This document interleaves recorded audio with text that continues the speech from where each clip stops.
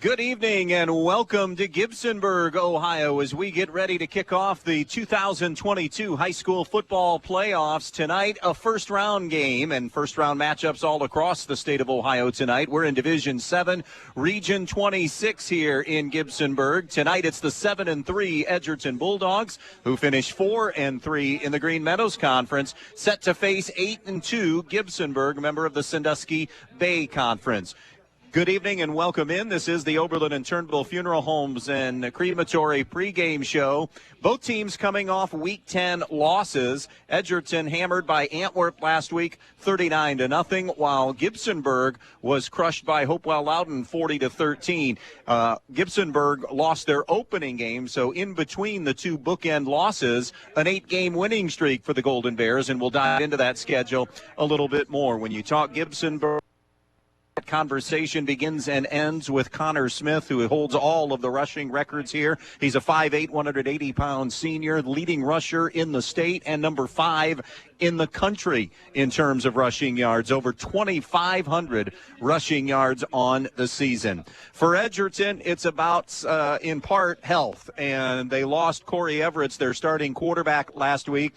That sprained knee that he hurt against Paulding came back and bit him again last week, very early. In fact, first series against Antwerp a week ago, so it was a question of would he be able to go. He is in uniform. He is taking first-team reps. He's taken first-team reps all week. His MRI came back clean, so he is good to go in terms of no tears, but we'll keep an eye on that because it has been tweaked a couple of different times this season. Edgerton 7-3 overall. In fact, not only the loss to Antwerp last week, but a 31-6 loss to Tenora in week number 9, so come in flailing just a little bit here. Edgerton making their 9th overall playoff appearance, the 5th in the last 6 years. Gibsonburg making their 11th overall appearance, including 7 of the last 8 years. We're going to step aside here on the Oberlin and Turnbull Funeral Homes and Crematory pregame. When we come back, our Brian Ford Lincoln conversation with the head coaches, Brody Flagle from Edgerton and Joe Wyatt from Gibsonburg, will join us for those conversations as we roll on this opening week of high school football and the playoffs on B-Rock Sports.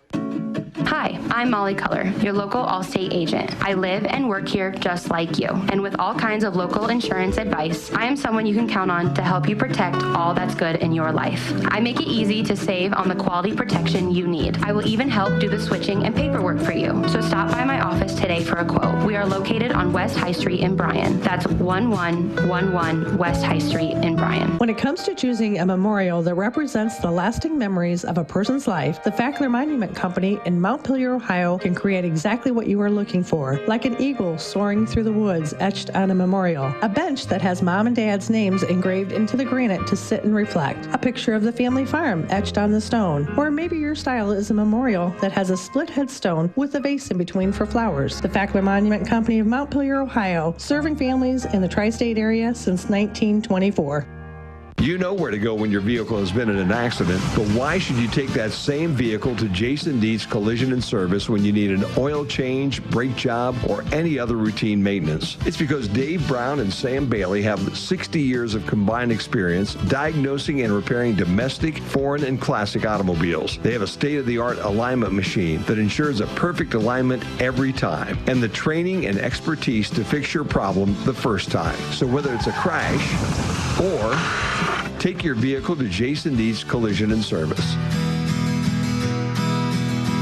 Looking for something different for your next event? The Eager Beaver Axe Hole is perfect for birthdays, corporate parties, and other special occasions. Axe Throwing Lanes, full-service bar, keno, pool tables, and more. Reserve your lanes today or ask about their exclusive VIP room. Find them on Facebook, Instagram, or call 419-980-7121. The Eager Beaver Axe Hole, just off State Route 24 in Defiance. Defiance's first axe throwing venue. Friday night football, playoff football, opening round game between Edgerton and Gibsonburg. Our Brian Ford Lincoln conversation with Edgerton head coach Brody Flagle. And Brody, first of all, congratulations on getting in. I guess that's as good a place to start right there. And an accomplishment on a 7-win season, and a great job by you and the kids in making it to the postseason. Yeah, well, thank you, Andy. We certainly appreciate the coverage and all that you've done for us this year and covering our program. Yeah, we're proud of where we're at right now in making the playoffs in Week 11. But we understand there's still work left on the table, and we know we need to clean up some areas if we want to advance and move on. So we're proud of our effort, but we know we got to get back to work.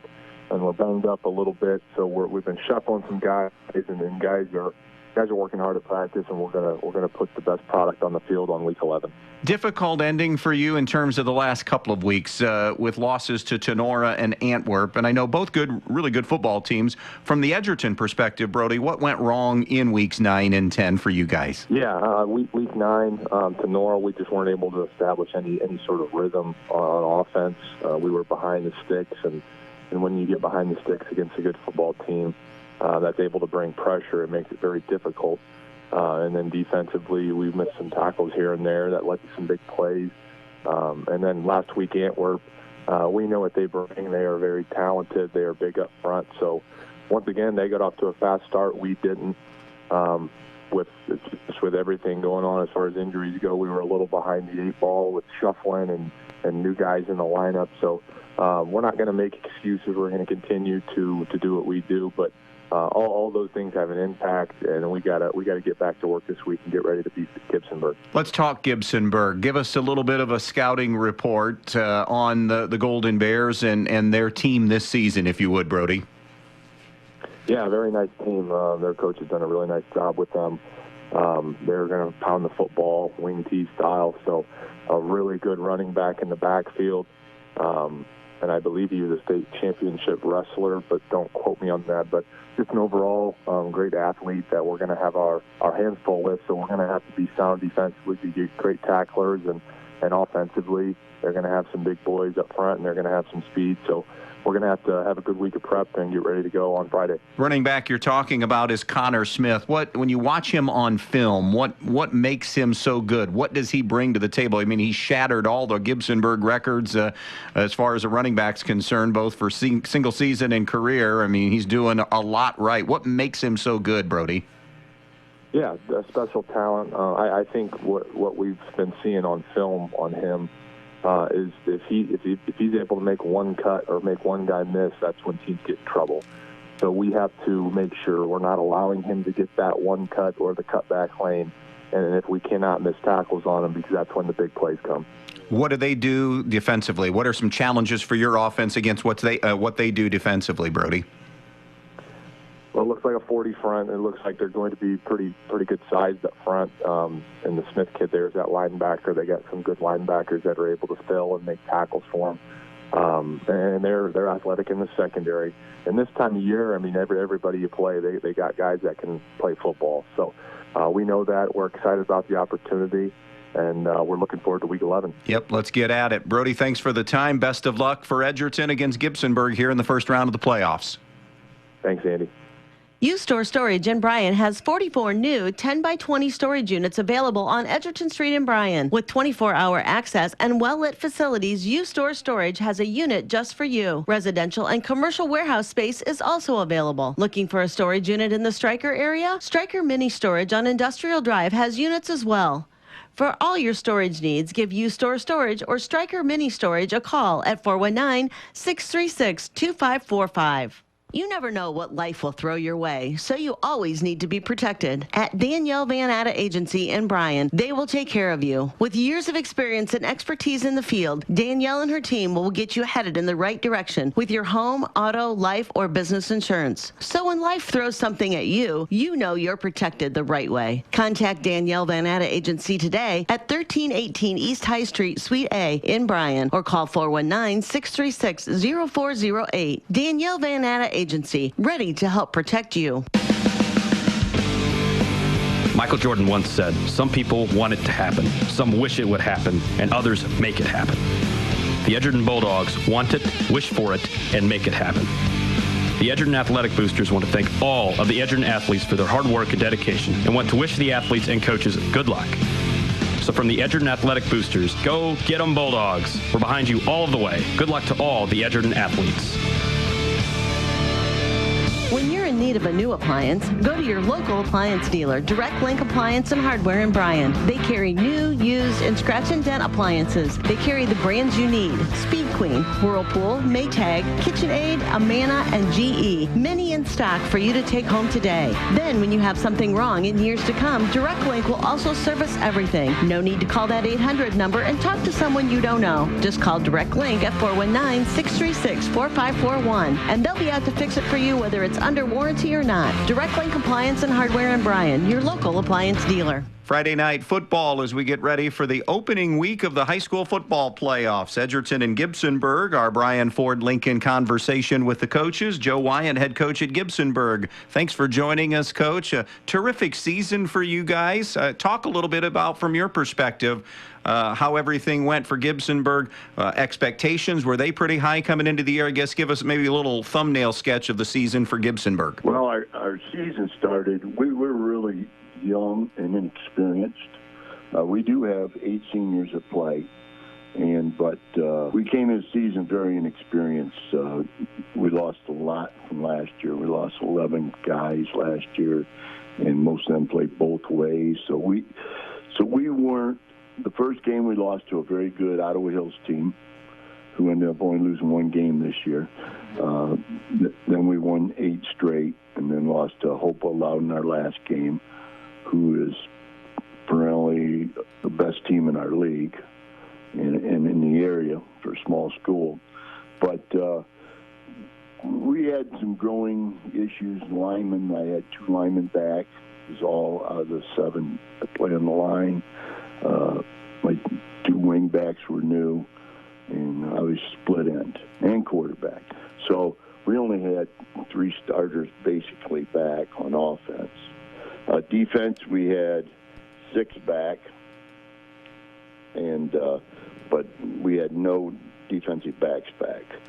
And the first game, we had to start with injuries then, because we had 1 kid hurt in 2 days. We had the first game, we started 2 sophomores, 2 freshmen. So now we got everybody back, and we're a little more experienced in the backfield. And we had growing pains, but we had a good season. We reeled off 8 straight games. Guys come together, and obviously we're a run-dominant team. What do you? I was going to say, you run the ball so well, and Connor Smith is such a really good back, and it sounds like a very complete back as well. Tell us a little bit about Connor and that running game that you have going, because it has been really, really good for you this year, hasn't it? Yeah, our running, the kids have bought in to what we do. We run the wing tee, old school, I guess, compared to a lot. But I come from Eastwood, and that's what we did at Eastwood. We ran the wing team. We were state runner-up 6 years ago, I think it was, maybe 7 now. But anyhow, we run the ball. You know, Connor right now sets at 2,511 yards right now, and he has 38 touchdowns. And obviously, he's our guy. He's got averages 9.4 yards a carry. But we do have 2 other backs. We actually have 3. I sub in quite a bit with 1 guy that's just been back the last 3 games. He would have been a starter. He may have been a quarterback or a running back at the beginning of the year, but he just came back from a knee injury from 2-a-days. But Nolan Hoover, you know, he's got 600 yards, over 600 yards. And Antonio Salazar has over 300 yards.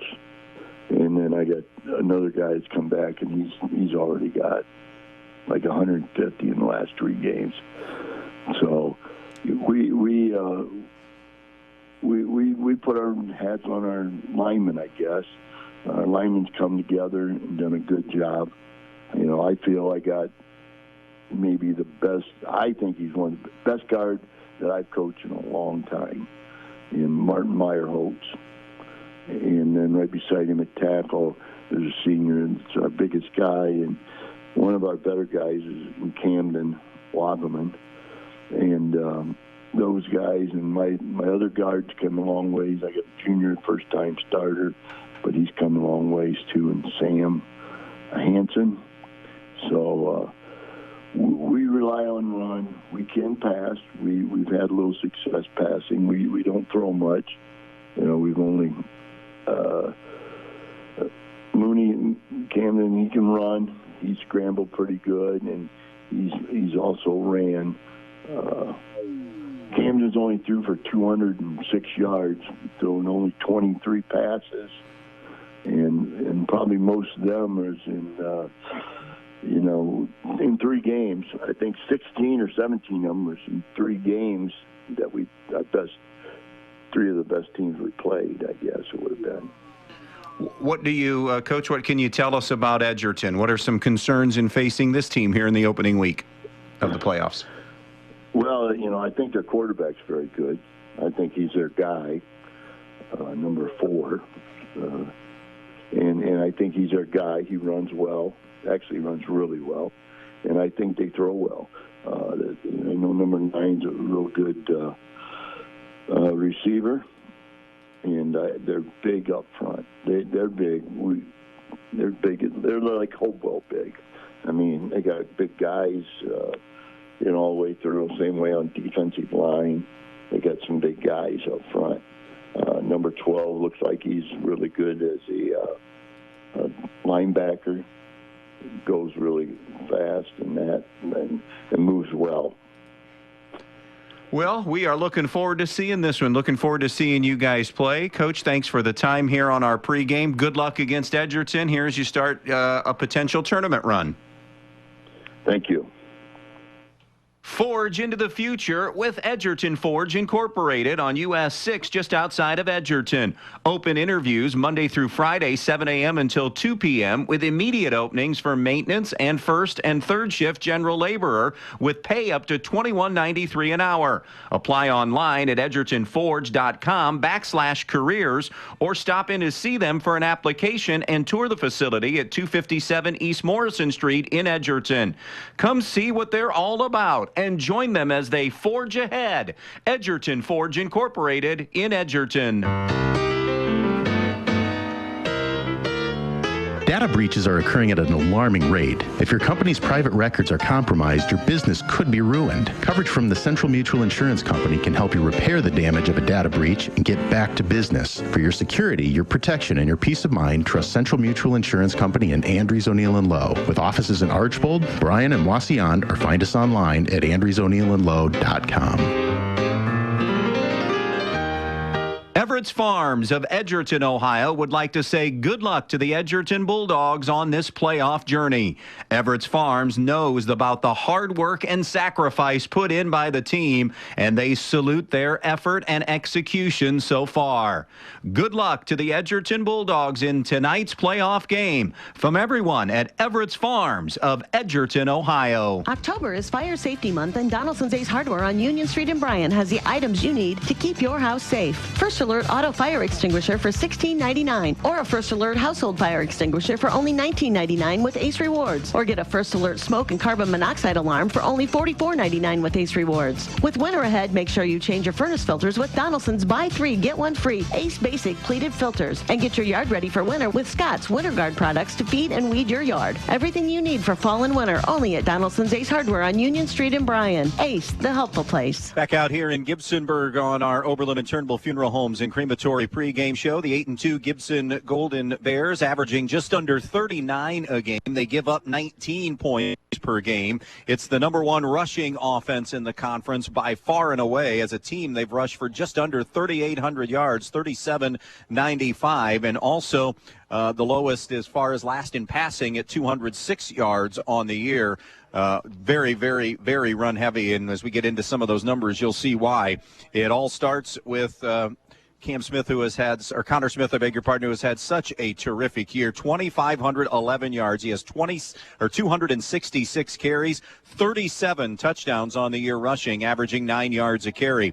Nolan Hoover has 60 carries for 601 yards and 3 touchdowns, so there's 10 yards a carry. Antonio Salazar, 48 carries, 323 yards, averaging just under 7 a carry. Camden Mooney is the starting quarterback. He is thrown for 206 yards, 4 touchdowns, 2 interceptions, completing 61% of his passes. Connor Smith, also the leading tackler. In fact, a tackling machine, led the conference at 131 of those this season. You heard Coach Wyant talk a lot about Martin Meyerholt, said it was the best guard that he has coached, or certainly in that discussion. He's also pretty good on defense at 93 tackles on the season as well. So those are just some of the numbers on the year, team and individually, on this Gibsonburg team. We look at Edgerton's numbers on the season, and a big shot in the arm for them is getting Corey Everett's back and available. Corey completing 65% of his passes. He has thrown for 1,305 yards, 17 touchdowns, and 2 interceptions, averaging 130 yards passing per game. He also has an outside shot, either if he goes wild tonight in the running game or they win and get an extra week. He has an outside shot at 1,000 rushing yards. He leads the team in rushing at 788 yards and 13 rushing touchdowns. Warren Nichols, 310 rushing yards and 3 touchdowns. And then Owen Roth at 180 rushing yards and averaging 6 yards per carry on the season. Caden Pasillo is your leading receiver for Edgerton. He's caught 39 passes for 535 yards and 7 touchdowns, averaging just under 14 yards a catch on the season. Second in receiving is Riley Collar and Corey Herman with 15 catches, and Scotty Krantz has 13 receptions on the season for the Edgerton Bulldogs. In terms of those defensive stats, Joel Walkup, the leading tackler, he is 2-1 over Corey Everett as the leading, most solo tackles as well, most tackles for loss on the season. Blake Flower is the leading sack man with 3 of those on the season. We mentioned Connor Smith in those rushing yards, leads the state, 5th in the nation in rushing, and became the all-time leading rusher in school history here at Gibsonburg, and of course also has the single season mark as well with his year this year. Gibsonburg 8 up and 2 down. The losses to Ottawa Hills in week 1, 35-13, and last week to Hopewell Loudon, 40-13. Sandwiched in between there, an 8-game winning streak with wins over Woodmore, Mohawk, Tiffin Calvert, Northwood, Lakota, Monroeville, a very good Margaretta team, Fremont St. Joseph, and that made up the 8-game winning streak in the middle of this season, or actually from game 2 through game number 9, not just in the middle part of the season. Meanwhile, an Edgerton team started very well, then suffered that midseason loss to Ayersville, and then late they've come in and on a 2-game losing streak with losses to Tenora and Antwerp entering tonight. Brody Flagel, 16-12 as the head coach at Edgerton. Meanwhile, as you take a look at the career of Joe Wyant, it's his 3rd year as head coach here. He was also an assistant at Gibsonburg, plus spent 16 years at Eastwood, 3 years at Oak Harbor, and 16 more years at Lakota. So a veteran head coach here for the Gibsonburg Golden Bears. We are inching closer to the opening kickoff tonight. Gibsonburg will be getting the football first here in this one. We can go ahead and tell you the officials working tonight's game, who will have their eyes on the game, presented to you by the Tri-State Vision Center. Jason Kirchhoff is the referee. Gary Kuawa is the umpire. Mark Kazmerazek is the head linesman. Ron Laser, the lines judge. And Bryant Schneiver is the back judge. For all of your eye care needs, remember the Tri-State Vision Center of Northwest Ohio. Gibsonburg football history, regional runner-up back in 1998. We told you about all of the playoff appearances. This is number 11, and a ton of conference championships as well for Gibsonburg through the years. We're going to take a break. We'll meet the starting lineups when we come back, and we're closing in about 5 minutes or so, a little more than 5 minutes from opening kick tonight here in Gibsonburg. It's the Oberlin and Turnbull Funeral Homes and Crematory pregame. More to come here in this opening round of the playoffs here on B-Rock Sports. Your friends at your neighborhood Eden Farmers Co-op Country Store would like to invite you to stop in at the Eden, Montpelier, and Edgerton stores to check out their complete line of pet supplies, animal feed, and outdoor products. Their friendly, knowledgeable staff is ready to answer all of your questions concerning their complete line of Kalmbach, Land O'Lakes, and much, much more. For your convenience, your purchase can be carried to your vehicle by one of their employees. Be sure to stop by soon and see them at your hometown country store, the Eden Farmers Co-op. Since 1901, the Hicksville Bank has been committed to community banking. If you're looking to purchase a new home, refinance, or expand your current living space, now's the perfect time while rates are historically low. The Hicksville Bank offers many lending options, including mortgages, refinancing, and home equity lines of credit. You'll find the staff is dedicated to guiding you through the loan process, making it as smooth as possible while securing the lowest interest rate available and providing the customer service you expect from your hometown bank. The Hicksville Bank has 4 locations. The full-service offices are in Hicksville, Edgerton, and Auburn, Indiana, with a newly opened loan production office in Harlan, Indiana. The Hicksville Bank is an equal housing lender, member FDIC. To review the full line of loan products, visit thb.bank. Camco Industries, with facilities located in West Unity, Ohio, and Morenci, Michigan, has openings on all 3 shifts for production and assembly operators. We manufacture interior plastic products for the automotive industry. As an operator, you will be required to visually inspect, trim, assemble, and pack parts, as well as label containers. You must be able to pass an entry-level test and a substance abuse test. Camco also has openings for shipping associates, material handlers, and production leads. Camco offers a complete benefit package, along with a bonus for the successful completion of probationary status, an attendance bonus, and a referral bonus. If you would like to join our team, please complete an application online at www.kumi-na.com or in person at Camco, 1001 East Jackson Street, West Unity, Ohio, Monday through Friday from 8 a.m. to 4:30 p.m. All rehires will be considered for employment. Hi, Dan Stuckey here, broker owner of Real Estate Advantage Team. Are you getting ready to buy or sell a home? I would love to be your realtor. With over 18 years of experience, I have the expertise to guide you through the home buying or selling process with dignity and care. I will work around your schedule and provide you with everything you need to get to the closing table. So let's get you moving. Call 419-636-5100. Starting lineup time brought to you by the Fackler Monument Company in downtown Montpelier. Gibsonburg going to have the football first in winning the toss. The quarterback is Camden Mooney. The fullback, running back is Connor Smith. Wingbacks are Nolan Hoover and then a combination of Antonio Salazar and Cole Owens. Wide receiver Grant Dawson, and the tight end is Daniel Frost. This is a wing T offense for Gibsonburg. Your center is Alex Porteous. The guards are Sam Hansen and the young man that Joe Wyant talked about, Martin Meyerholtz. Dylan Rodriguez and Cameron Wagman are the tackles for this offense. Meanwhile, on the defensive side for Edgerton, Cooper Everett starts at the defensive tackle spot, or one of the 2 D tackle spots. Ray Pells is on the other side. Isaiah Fry, the nose, in this 3-4 look, or 3-5-3 look, if you will. Owen Roth and Sean Murphy, the outside backers. The middle linebacker is Joel Walkup. Warren Nichols and Quentin Blue, along with Corey Everett, Caden Pasillo, and Corey Herman will get the spot in the secondary. We'll also see a lot of Scotty Krantz as well. The winner of this game will face the winner of the 3-14 matchup next week. That's between Waynesfield Goshen and North Central. That will do it for our pregame show, brought to you by the Oberlin and Turnbull Funeral Homes and Crematory of Northwest Ohio. One final quick break. Kickoff from Gibsonburg when we come back. When it comes to choosing a memorial that represents the lasting memories of a person's life, the Fackler Monument Company in Montpelier, Ohio can create exactly what you are looking for, like an eagle soaring through the woods etched on a memorial, a bench that has mom and dad's names engraved into the granite to sit and reflect, a picture of the family farm etched on the stone, or maybe your style is a memorial that has a split headstone with a vase in between for flowers. The Fackler Monument Company of Montpelier, Ohio, serving families in the tri-state area since 1924.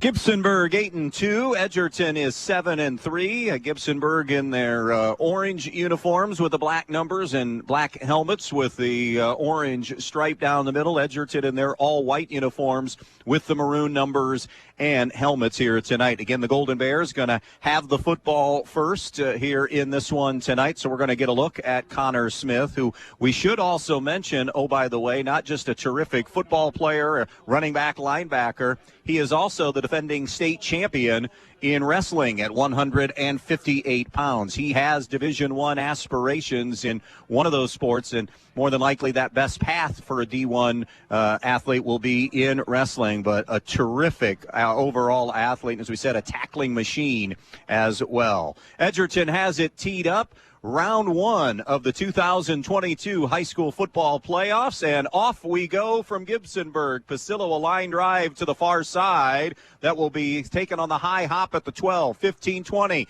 Return across the 30, still on his feet on the return, and a return to about the 31-yard line. A good return by Cole Owens to get things started here for Gibsonburg. First down and 10, they'll move left to right as this drive will begin at their own 31-yard line or just shy of it. Happy to have you here with us here tonight. We'll keep you updated on all of the local games around the area. Northwest Ohio, great representation. GMC has 5 of the 8 schools that are in the postseason. So that wing T look, there have 2 wings. Man comes in motion to the near side. Smith gets his hands on it first. Smith to the 30, turns it in 35. He's at the 40, plows his way across the 45 to the 46-yard line. Corey Everett and Sean Murphy bring him down, but not before 15 yards on the opening carry for Connor Smith. The average is right around 10 yards per carry in this wing T look. It's a good offensive line. They're strong. They're powerful. Good athleticism up front. So they have a good base there in this running game. Smith gets all the headlines, rightly so, but there are other capable backs in this offense as well. Wing to the right, receiver to the left, backfield split, under center, and now a handoff to the right to Smith. Smith tries to get the edge, can't get away, and he'll get only about 3 that time. Owen Roth and Caden Pasillo converge on the tackle after a run of 2 on the play. Second down and 8 for Gibsonburg, just shy of midfield at their own 48-yard line. Just underway on the Andres O'Neill and Lowe scoreboard. Gibsonburg and Edgerton in this opening round game. First ever time they have played in high school football. There is a memorable regional final in baseball, though, back from 05, right after an even more memorable semifinal win in 18 innings for Edgerton that baseball year. Here's Smith trying to get outside to the left. Smith to the 50. Smith Everett takes him on and rumbles over to the left side, down at about the 45-yard line. Corey Everett's with that stop, make it the 47-yard line, so he'll be about 3 yards shy of the first down. 3 carries and unofficially 20 yards on the game for Smith. Gotten a touch on the first 3. Camden Mooney is the quarterback. He is a sophomore, 6'1", 160 pounds. And a 3rd and 3 from the 47 of Edgerton here for this Gibsonburg offense. 3 down linemen for Edgerton. They like to bring heat of some kind, whether it's a pass or a run blitz, a lot on 3rd down. Mooney on a 3rd down and 3. Climbs under center. Man comes in motion, stops. Counter handoff, little stutter step. Smith's into the secondary, has the first down. Good block off that left side before he is wrapped up by Justin Huffman on the play. But it's 8 on the carry and a first down for the Gibsonburg Golden Bears. 5th play of the drive coming up here in this opening drive of the game. Almost 2 minutes in. No score, but a good start offensively here for Gibsonburg. 1st and 10 at the 39 of Edgerton. Line of scrimmage there, hash mark to the far side of the field. Gibsonburg moves left to right. They'll send a receiver to the right, tight end to the left, a wing to the left, pair of backs in the backfield. Man going in motion near side. Smith for a 5th consecutive time into the secondary, runs over the would-be tackler in the secondary and plows his way down to the 29. He has 10 at least, perhaps 11, and it's a first down carry. Scotty Krantz came up to make the tackle, but it was all the way into the secondary. So this is as billed. Smith, a great running back. That offensive line doing its job up front like they have all season. And this has been a heel for Edgerton. In their 3 losses, they have been throttled at the line of scrimmage on both sides of the line of scrimmage. Man in motion near side. They'll give it to him on a jet sweep. Coming near side, that is Nolan Hoover. Hoover inside the 30 to the or inside the 20 to the 19-yard line before he's brought down by Blake Flower. So Hoover gets into the act, and he gets 10 on the play.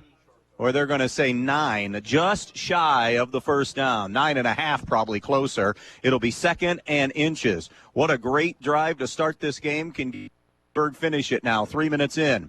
2nd down and inches. Pair of running backs and a wing to the left, plus a receiver to the right. Here's Smith. Steps away from one. Smith with that low center of gravity. Burrows his way to the 15. Gets 4 on the play. Quentin Blue came up to make the stop, but it is a first down again for Gibsonburg. It'll be 1st and 10 at the 15 of Edgerton. 1st and 10, 15-yard line, hash mark near side. 8:40 to go in the first. No score, but a threat here for Gibsonburg. Antonio Salazar and Connor Smith in the backfield. Wing to the left. That's Hoover. Receiver to the right side is Dawson. Man goes in motion. Hand off to the left and a cutback and just a yard that time. Edgerton D'd it up much better. Flower and Walkup busting through. Smith just gets 1, and it'll be 2nd down and 9 from the 14-yard line. Camden Mooney over getting the instruction here. 4 minutes into the game. 2nd and 9, Gibsonburg at the 14-yard line. Mooney will come to line of scrimmage under center as he is most of the time. Wing left, receiver right, backfield split, man in motion near side. Smith again, big hole up the middle on the trap block, and he'll lumber down to about the 10. Still not officially down. Forward progress to the 10, so that'll be 4 on the carry. And it will be 3rd down and 5 coming up. This will be the 10th play of the Gibsonburg drive that began at their own 31. They have a 3rd and 5 at the 10 of Edgerton. 7:20 to go in the quarter and running. Wide receiver left, wing back to the right. Pair of running backs, Smith directly behind.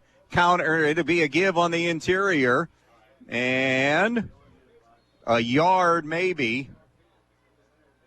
Actually, it was not Smith, I beg your pardon. It was Antonio Salazar who got the run, and he got just a yard, and it'll be 4th and 4 in our first moment of truth here as we get a 4th and 4 for Gibsonburg. Offense stays out there. 4th and 4 at the 9 of Edgerton. 11th play of the drive. Wing left, receiver right. On a 4th and 4. Man goes in motion near side. It's a toss to the right to Smith. Smith to the 10. Cut back, and he's hit at about the 7. I don't think he got there. I think Edgerton got the stop, and they did. Couple of yards for Connor Smith. He needed 4, and that's where the drive will stop. 11 plays, and they give it up on downs. And a great stop defensively. They bent but didn't completely break, and Edgerton will get the defensive stop. They'll begin this drive at their own 7-yard line. 1st down and 10. Elyria Catholic, by the way, takes the lead on Bryan early, 7-0. Pistol formation. Everett's with a give to Nichols. Nichols will squeeze out about 3. Andrew Icka with the stop. So 3 yards on the carry. Nichols, who has come on and played better on the back end of this season running the football. 2nd down and 7 for Edgerton at their own 10. Already midway through the first quarter as Edgerton gets their first offensive touch. 3 receivers go right. 1 receiver to the left here. Pasillo with a quick word to Blue in the slot. Everett wants to throw. Looks, fires, far side, incomplete, almost intercepted. Grant Dawson almost picked it off on the far side. It was intended for Pasillo, but it sailed high, incomplete. And now a 3rd down and 7 for Edgerton at their own 10. Again, remember, Corey Everett's coming back from that knee sprain. Ashland Crestview 3-0 lead on Wayne Trace. in that playoff matchup. So here you go, right back to the line of scrimmage. 3rd and 7, Edgerton at their own 10. Everett's with the time, throws, fires right side, a little bit behind the receiver. The catch is made, and he's going to be short of the first down. Nichols with the reception. And he gets out to the 15-yard line. Needed the 17-yard line, so he'll be shy of the first down, and it'll be 4th down and 2, and the punt team is on for Edgerton. It'll be 4th and 2 at their own 15-yard line. Corey Herman has had a solid year, although last week struggled a little bit punting the football, but overall has been fairly solid. And it's a fake, and it's the inside give, and did he get it? He is going to be short. How about that for a gamble by Edgerton? A snap to the up man, and Gibsonburg, I think, got the stop. They'll bring the chains out to measure officially here. It ended up being Blue. Boy, what a gamble here. Blue ended up with the carry. He needed 3 yards. That first mark didn't look like he had it, but it's close enough to measure, and he's inches short. Gibsonburg stops Edgerton. Wow, a fake punt from your own 15-yard line. Maybe feeling like that defense was tired. Our offense just went 3 and out. I'm sure the thinking. But now with that gamble, you have really put that defense back out there in a tough spot here as this Gibsonburg offense goes back out there and starts this drive from the Edgerton 17. 5:04 to play in the opening quarter. Smith, the only running back, double wing look, receiver to the right as well. Mooney under center. It's a jet sweep give to the right. 15, cut back 10, and it is Nolan Hoover inside the 10 to about the 8. So Hoover gets 9. He's had 2 carries for 18 yards. Corey Everett, second on the team in tackles, came up to get the stop along with Warren Nichols. 2nd down and 1 for Gibsonburg at the 8-yard line of Edgerton. Hash mark near side. No score, but a big chance here for the Golden Bears at the 4.5-minute mark and rolling in the first quarter. Double wing, make that a tight end left and a wing left, a receiver right, and a split backfield. This will be Smith. Smith to the 10, to the 5. Smith lowers the shoulders, powers his way down near the 2. He'll have the first down. He'll have 6 yards, and it'll be 1st down and goal. Conversation up here with folks in the booth where that they can't understand why people still try to go after Connor Smith high. He is so strong, has that terrific low center of gravity as well. Great balance, good vision. He has a 1st and goal along with his offense at the 2-yard line. 37 rushing touchdowns on the season. A nose for the end zone. Tight end flips over to the right. Wing left, receiver right. This will be Smith off the right side. Smith runs into the arms of Blue but fights forward. Did strength get him in? They unravel. Yes, touchdown. Connor Smith from 2 yards out. And the gamble will cost Edgerton points. Smith gets his 38 rushing touchdown of the season. That's a 2-yard TD run. And they take advantage of the short field and draw first blood, leading it 6-0. Cole Owens will come on, a 6-foot junior, to try the PAT here. Left-footed kicker out of the hold of Camden Mooney. Snap, spot, kick on the way, and the extra point is good. First score of the night belongs to Gibsonburg, 7-0 on the Andres O'Neill & scoreboard. We'll be right back. Who doesn't love being number one? When your team's dominating the standings, or your favorite band rocks the charts at number one, it feels good, right? Kind of like how it feels when you have auto insurance with State Farm. Because making you feel like number one is an honor your local State Farm agent takes seriously. Through the good times and not so good, your State Farm agent's proud to be here to help life go right. Call your State Farm agent, Jody Herman, in downtown Archbold today. 7-0 here. Gibsonburg with the lead. That was a 3-play, 17-yard drive, capped off by the Smith 2-yard TD run. Not far from here, Macomb hosting Eden in this same division and region. It's a 1 versus 16 game, and Macomb an early 2-touchdown lead, up 14-0.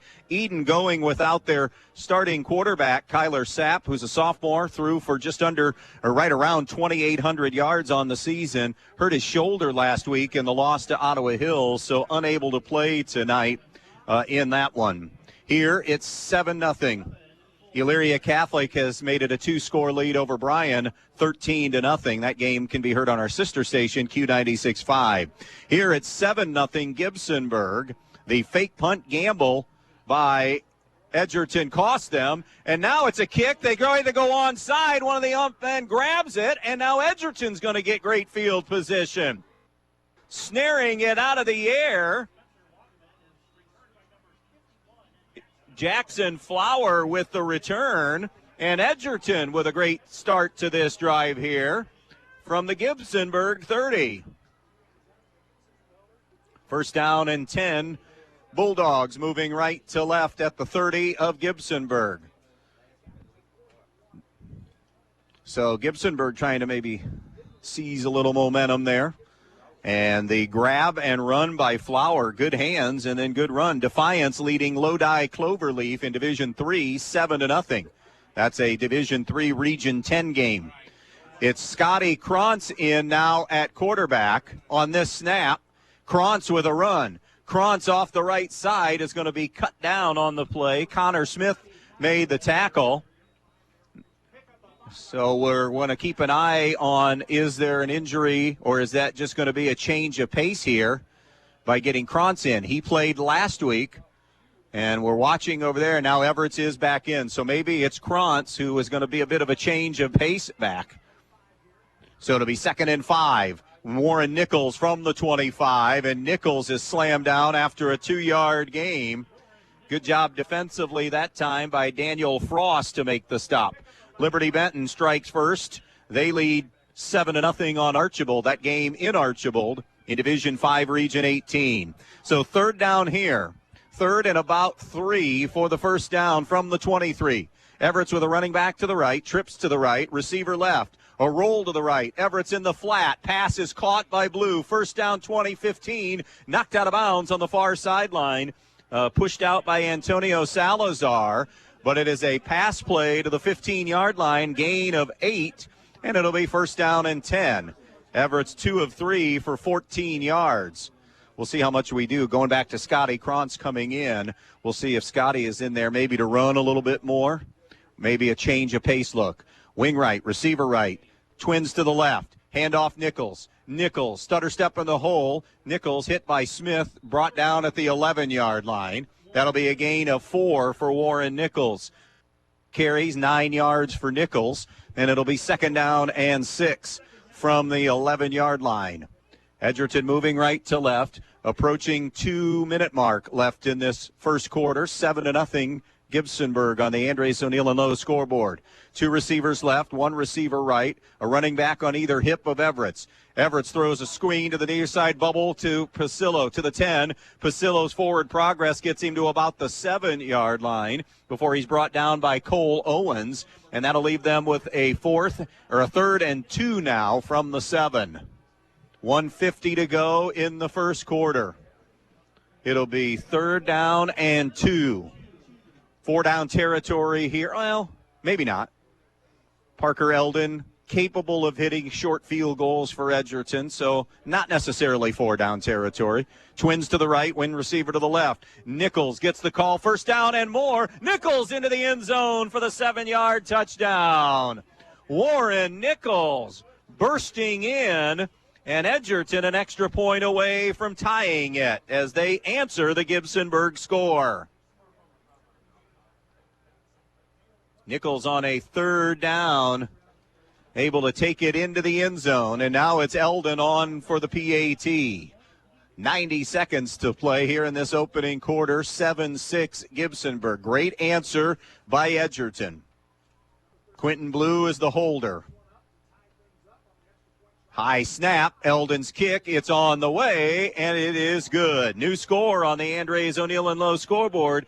Gibsonburg and Edgerton tied at 7. We'll be right back. Jason Deach Collision and Customs is Northwest Ohio's largest trailer dealer with over 300 trailers in stock, from 53-foot race trailers and custom toter homes to open deck car trailers, dump trailers, landscape trailers, and equipment trailers. But they don't just sell trailers, they service them, add options, and do repairs on any brand. Because they're racers themselves, they know how to build the trailer right for your racing needs. Stop by their Edgerton location or shop 24/7 at jasondeachtrailersales.com. If you can dream it, they can build it at Jason Deach Collision and Customs. 7-7 game here. Edgerton and Gibsonburg in Division 6, Region 22. Ottawa Hills a 7-0 lead on Patrick Henry. And in Division 5, Region 18, Liberty Center 7-zip on Port Clinton. Here, it's 7 apiece. Officially 1:31 left in the first half. Or first quarter, I beg your pardon. Archibald has equaled the Liberty Benton touchdown. They are now tied at 7 in that D5 Region 18 game. Pasillo's kick far side. One of the up men caught at the 23. Here's a return to the 35 and more. Antonio Salazar, forward progress, will get him out to about the 37 or 8 yard line. And that's where Gibsonburg will start for their third drive of the night. First drive lasted 11 plays, ate up almost half the quarter, and then Edgerton got a stop on fourth down.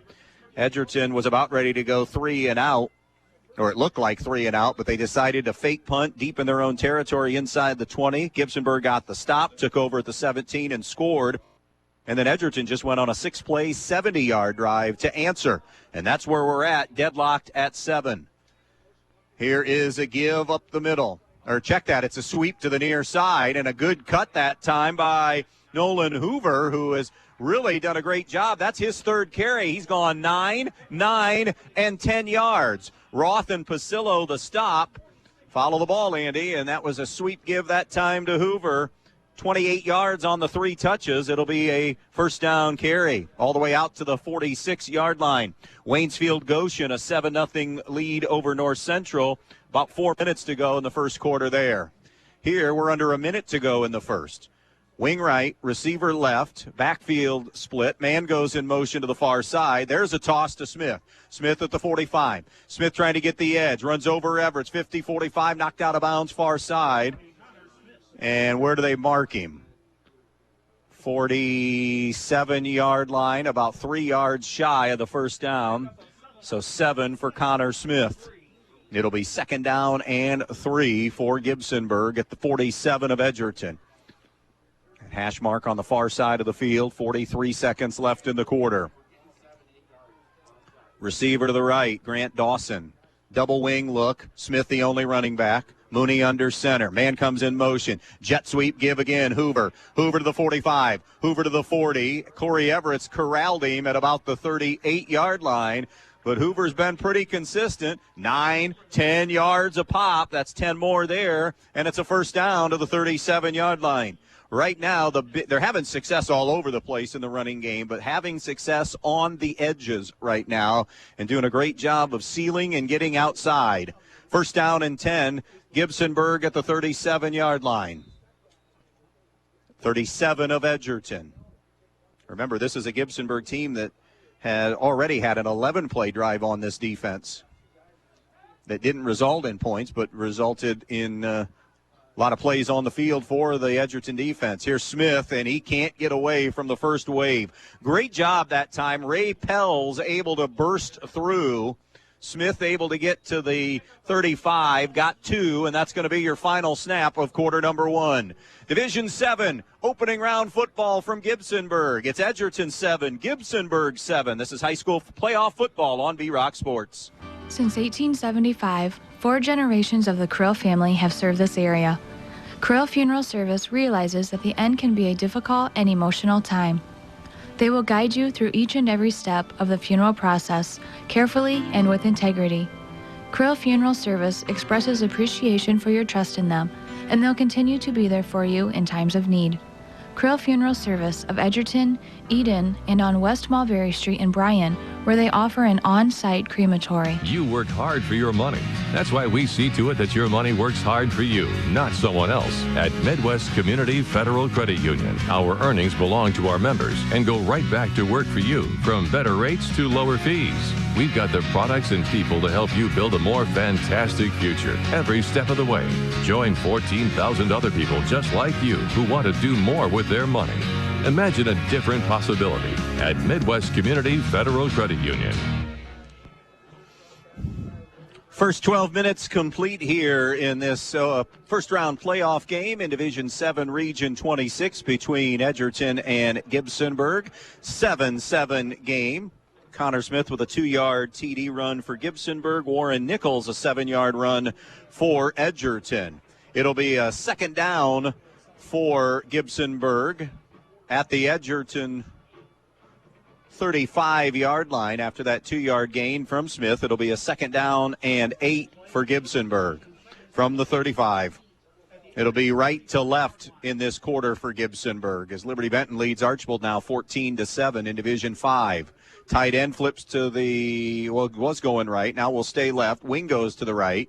That wing comes in motion. It's Hoover to the near side. Toss to Smith, 40. Smith at the 35. Smith to the 30. Lowers the shoulder and lowers it to Everett to pick up a couple of extra yards.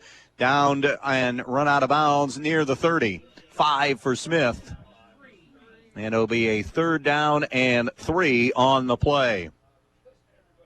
3rd and 3 from the 30 of Edgerton. Just underway, quarter number 2, tied at 7. Going to the right will be one wide receiver. That is Dawson. There's a wing that goes to the right. Tight end will be on the left. Pair of running backs for the quarterback, Mooney. Hoover starts in motion, stops. Now it's Smith. Smith into the secondary as he is able to lower the shoulder and will get down inside the 15 to the 13-yard line, or 23-yard line, inside the 25 to the 23. 7 more for Smith, and it'll be a first down carry. They'll officially mark him at the 24-yard line. Gain of 6, but still, it moves the chains. First down and 10 Bulldogs. 21-0 Macomb over Eden still in the first quarter of play there.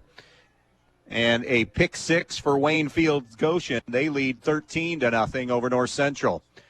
Double wing look. One goes in motion. Hoover on the jet sweep. Hoover cut back 25. Hoover trying to battle his way for yardage. Good job by Joel Walkup defensively to hold him to just 2 on that carry. 2nd and 8 coming up for Gibsonburg. Coming up a little bit gingerly that time was Sam Hansen. I don't know if it was ankle or what, but looks a little bit better now, but didn't want to put weight on it initially. 2nd down and 8 for Gibsonburg, 22-yard line of Edgerton. 7-7 tie, Gibsonburg looking to retake the lead. Dawson goes to the left, tight end and wing to the right. Pair of running backs behind Mooney. 10:40 to go in the first half. 2nd down and 8. Man in motion far side. Toss to Smith. He's at the 25. He's surrounded by Bulldogs, but still backs his way for yardage. That should have been negative yardage, and he's able to squeeze out 4 out of it, and there's an Edgerton Bulldog down on the play. We'll step out here on the injury timeout. 10:27 left in the half. Tie game at 7. Have you always dreamed of starting your own business? Are you looking for ways to fund your child's education or save for retirement? Maybe you'd like to buy that dream home. Well, the State Bank can help you meet your financial goals, whatever they may be. With State Bank, you'll get all the products and services you expect from your bank with the personal attention of a locally operated community bank. Find a location near you today. State Bank, member FDIC, an equal housing lender. If you've been thinking about a remodeling project for your home or business, Field Supply Center in Blakesley should be your first choice. Field Supply Center in Blakesley not only has all the lumber for that project, they also have all the building supplies you'll need, along with everything you need for the project, including the cabinetry, plus the expertise to help make your home even more beautiful. It's all at Field Supply Center, located in Blakesley. Field Supply Center, wishing good luck to all the players in tonight's game.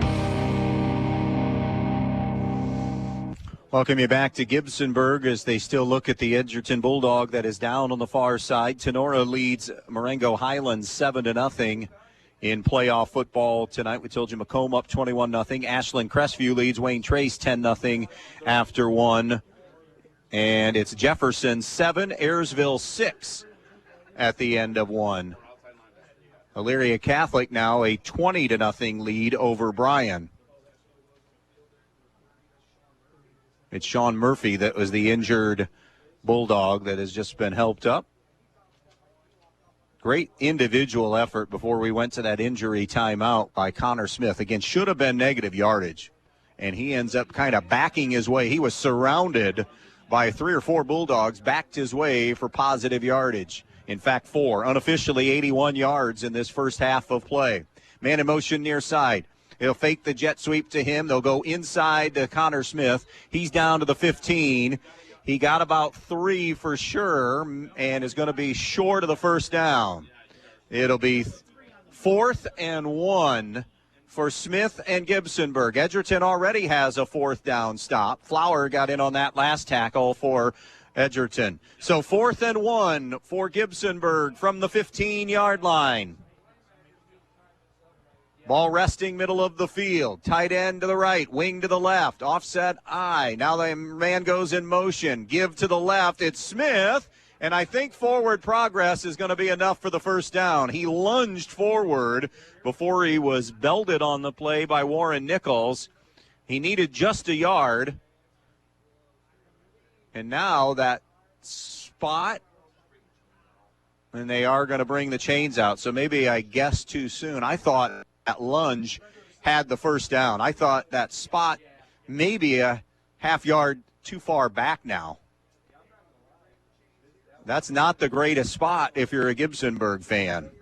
If you're an Edgerton fan, you might have just gotten your second 4th down stop of the night. Let's see. They'll stretch the chains. He needed to get the 14, and he got it. Okay, so it's a first down for Connor Smith. Needed a yard. We'll officially give him a yard, and it'll be 1st and 10 at the 14. 14 of Edgerton. 27-0, Elyria Catholic leading Bryan. Delta leads Elmwood 7-6. Waynefield's Goshen 13-0, end of one over North Central. Here it's 7 apiece, but a drive for Gibsonburg again. Man in motion. They'll give the jet sweep, try to get the edge. 15, 10, 5, and knocked out of bounds is going to be Cole Owens. His first carry of the ball game, and Owens got 11 on the run.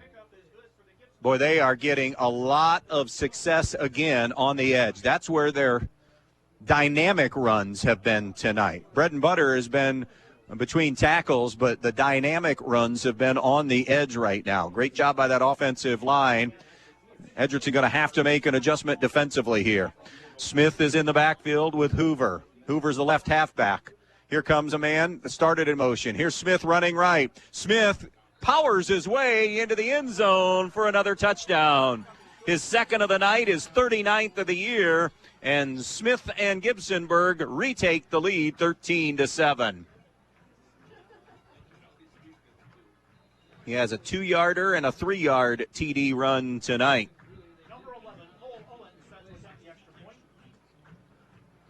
That was a 10-play, 64-yard drive. And now Cole Owens for the extra point, and it is good.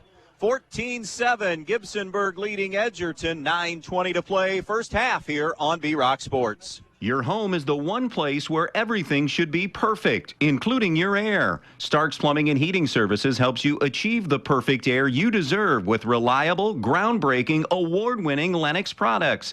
Call Starks Plumbing and Heating Services and see how soon you can get a Lennox home comfort system that'll help improve your health and your mood. It doesn't get any more perfect than that. Call us today at 1-800-329-4040 or visit us at starksphs.com. They finally have finished a quarter of play in that Macomb-Eden game, and Macomb 28-0 lead over Eden there in that one. That's a 1 versus 16 game in this very region, Division 7, Region 26. 21-7 now, Liberty Benton over Archibald. That's Division 5, Region 18. Here, 14-7, Gibsonburg on top of Edgerton as the run-up in the kick happens from Cole Owens. On the high hop, it'll be grabbed at the 17 by Krantz. 20, 25, 30. Krantz across the 35-yard line, and that's where he'll be wrapped up there, being brought down on the play by Andrew Ickes. So it will be a 1st and 10 for Edgerton, right there at about their own 36-yard line.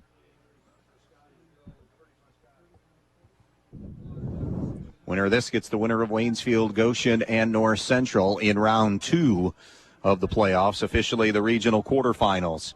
End of 1 up in Division 4, Region 14. It is Van Wert 14 and Wauseon nothing. Snap comes to Everett's out of the gun. Here is Nichols. Nichols will get about 2 or 3 as he twists his way into the arms of Martin Meyerholtz after that gain of 2 to the 38-yard line. 2nd down and 8 here for Edgerton. Hash mark near side. 14-7 Gibsonburg. 8:45 and counting to play. First half of football. Trips to the left. Single receiver to the right. Everett's in the gun. Nichols in the backfield. Everett's. This is going to be a double pass. Actually, that was Everett's, and he's got Pasillo. And Pasillo for the 62-yard touchdown. It was Krantz who then snapped it to Everett's. And Everett's threw the touchdown. Everett's lined up at a wide receiver spot. And Everett's will get the 62-yarder. 62 yards to Pasillo.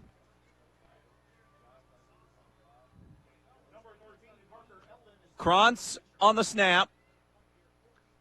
The double pass, Corey Everett's found a wide open Pasillo. And now Eldon for the extra point. And we're a point away from being tied a second time here tonight. The PAT is good. 8:32, a quick strike answer for Edgerton. 14 apiece here on B-Rock Sports.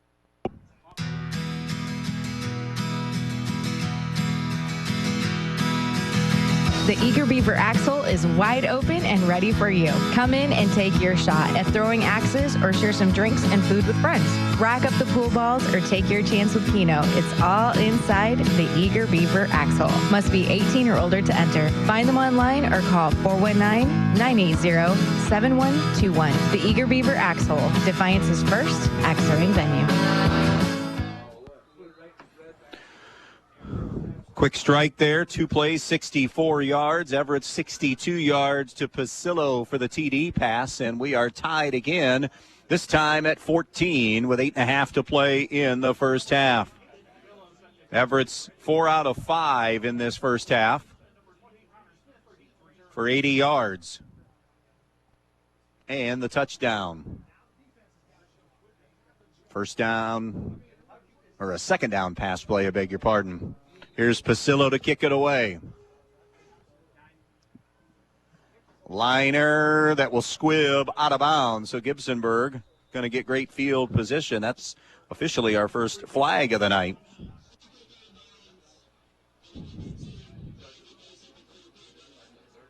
Gibsonburg will take it at the 35 and get a good start there. Well, we will sort out who's alive. Right now, Edgerton, the only county team that is in a game. Bryan and Eden getting hammered. North Central down 2 scores. If Edgerton wins, we will have a regional quarterfinal somewhere next week. Well, it would be Waynesfield Goshen if they beat North Central. If North Central would rally and win, that game would be a home game for Edgerton. But still a lot of work here. Double wing look, receiver to the right, 1 running back. Man comes in motion. They'll toss it near side. It's a short side sweep and a tackle by Nichols on Cole Owens. Owens able to get about 2 on the run. 2nd and 8 coming up. Maybe 3. So 3 on the carry. 2nd and 7. A couple of carries, 14 yards for Owens. 2nd down and 7. Gibsonburg at their own 38. Tie game at 14. 1 receiver wide to the right, a wing and tight end to the left. No pass attempts as of yet for Gibsonburg. Now they'll flip that wing to the right side. Mooney brings a man, starting him in motion. Now a give to Smith. Smith stutter step in the hole. Backs his way out to the 43. He'll be a couple of yards shy as he picks up 5 on the play. Ayersville leads Delphus Jefferson now 12-7 in that opening round playoff game in Division 7. 3rd and 2, Gibsonburg from their own 43-yard line. 14-14 on the Andres O'Neill and Lowe scoreboard. One receiver to the left, wing to the right, tight end to the right. Now they'll flip a wing to the left, keep the tight end on the right side on a 3rd and 2. Wing goes in motion. Edgerton a run blitz. It's Smith on the outside. Great block on the edge. Smith gets to midfield and wrestled out of bounds there by Everett. Terrific block on that outside. It's a gain of 7 and a first down carry. First down at midfield. Liberty Benton still leading Archibald 21-7. They have finally ended the first quarter in Elyria with a 27-0 lead for Elyria Catholic over Bryan. 1st and 10, Gibsonburg here at midfield. Tie game at 14. Receiver comes left. Pair of backs in the backfield. Mooney under center. Man comes in motion near side. Toss coming to Smith. Smith to the 50. Smith is knocked out of bounds by Nichols. Smith got 4. So it will be 2nd down and 6. Double-digit drives twice tonight for Gibsonburg. They keep doing that. That eventually wears a defense down. 2nd and 4 from the 46 of Edgerton. Hash mark to the near side. Nearing the midway point of this second quarter in a 14-14 tie. Mooney under center again, double wing look. One of the wings from the right comes in motion to left, fake the toss, counter coming back to the right side. Lower in the boom and banging forward is Hoover. Hoover picks up 3. We've seen some big gains out of him, but able to grind as well. Weaver and Nichols and Walkup all surrounding him on the tackle. So it'll be 3rd and a couple from the 42 of Edgerton. Edgerton 14, Gibsonburg 14 on the Andres O'Neill and Lowe scoreboard. First round playoff game. It's been a good one. 5:50 to play in the first half. Receiver goes wide to the right, wing to the left. Wing goes in motion to the far side. Here is Smith, hit in the backfield, keeps the legs churning, hit, and he bursts into the secondary. 30, 20, 10, they won't catch him. Touchdown! 42 and a score, Connor Smith. His 3rd touchdown run of the night. And Edgerton only has themselves to blame there because they had not 1, not 2, but 3 shots at him, and he kept the legs churning and moving, and then he turned on the speed and was gone. Short TD runs on the first 2. That one a burst of 42, and it's 20-14 as Owens is on for the extra point. Snap, spot, kick on the way, and the extra point is good. 21-14, Gibsonburg leading Edgerton here on V-Rock Sports. When you're paying the right price for protection, you just know it. It's that warm, fuzzy, totally secure feeling, knowing that you're not only getting great coverage, but you're also not paying too much for it. And there's no one that knows that feeling like me, Molly Culler, your local Allstate agent, because I work every day to get people like you the coverage they need with the savings they deserve. Give me a call for your quote today. Allstate, you're in good hands. Savings vary based on the average annual savings reported by new auto customers surveyed in 2019 who switched to Allstate. Liberty Benton starting to pour it on Archibald, 28-7. Liberty Benton in that one. That's in Division 5, Region 18. Archibald, one of 6 NWOAL schools to make the postseason. Edgerton, one of 5 of the 8 GMC schools to advance to the playoffs here. Gibsonburg has been stopped once. That was a lengthy drive that was deep in Edgerton territory. Here is the run-up and the kick, and it'll be near the 10-yard line by Krantz, 20. Sidesteps a couple, 25, and then runs into the waiting arms of Luke Foster, who brings him down on the special teams play at the 27-yard line. First down and 10, Edgerton there at their own 27. Bulldogs hit a big one last time out of the passing game. Corey Everett's on a double pass. Krantz took the snap. Krantz is lined up as the quarterback twice, once on the double pass and another time a designed run for him of 5 yards. First and 10, Edgerton at their own 27-yard line. A halfback on either side of Everett's. 2 receivers left, 1 receiver to the right. Now they'll shift the running backs over to the far side, and 4 receivers go left. Everett's throws a bubble to the far side. Pasillo the catch. He's at the 30. Pasillo to the 35. Able to jitterbug his way for 8 on the play before Owens sliced him down after that catch and run. Everett's another efficient night. He has just been efficient all season. 65% of his passes complete. Edgerton goes with tempo now. 2nd and 2 at their own 35. Here's a little give on the interior and nothing doing for Nichols. Swallowed up by Colin Bruns on the play. No gain for Nichols. So it'll be 3rd and 2, Edgerton at their own 35.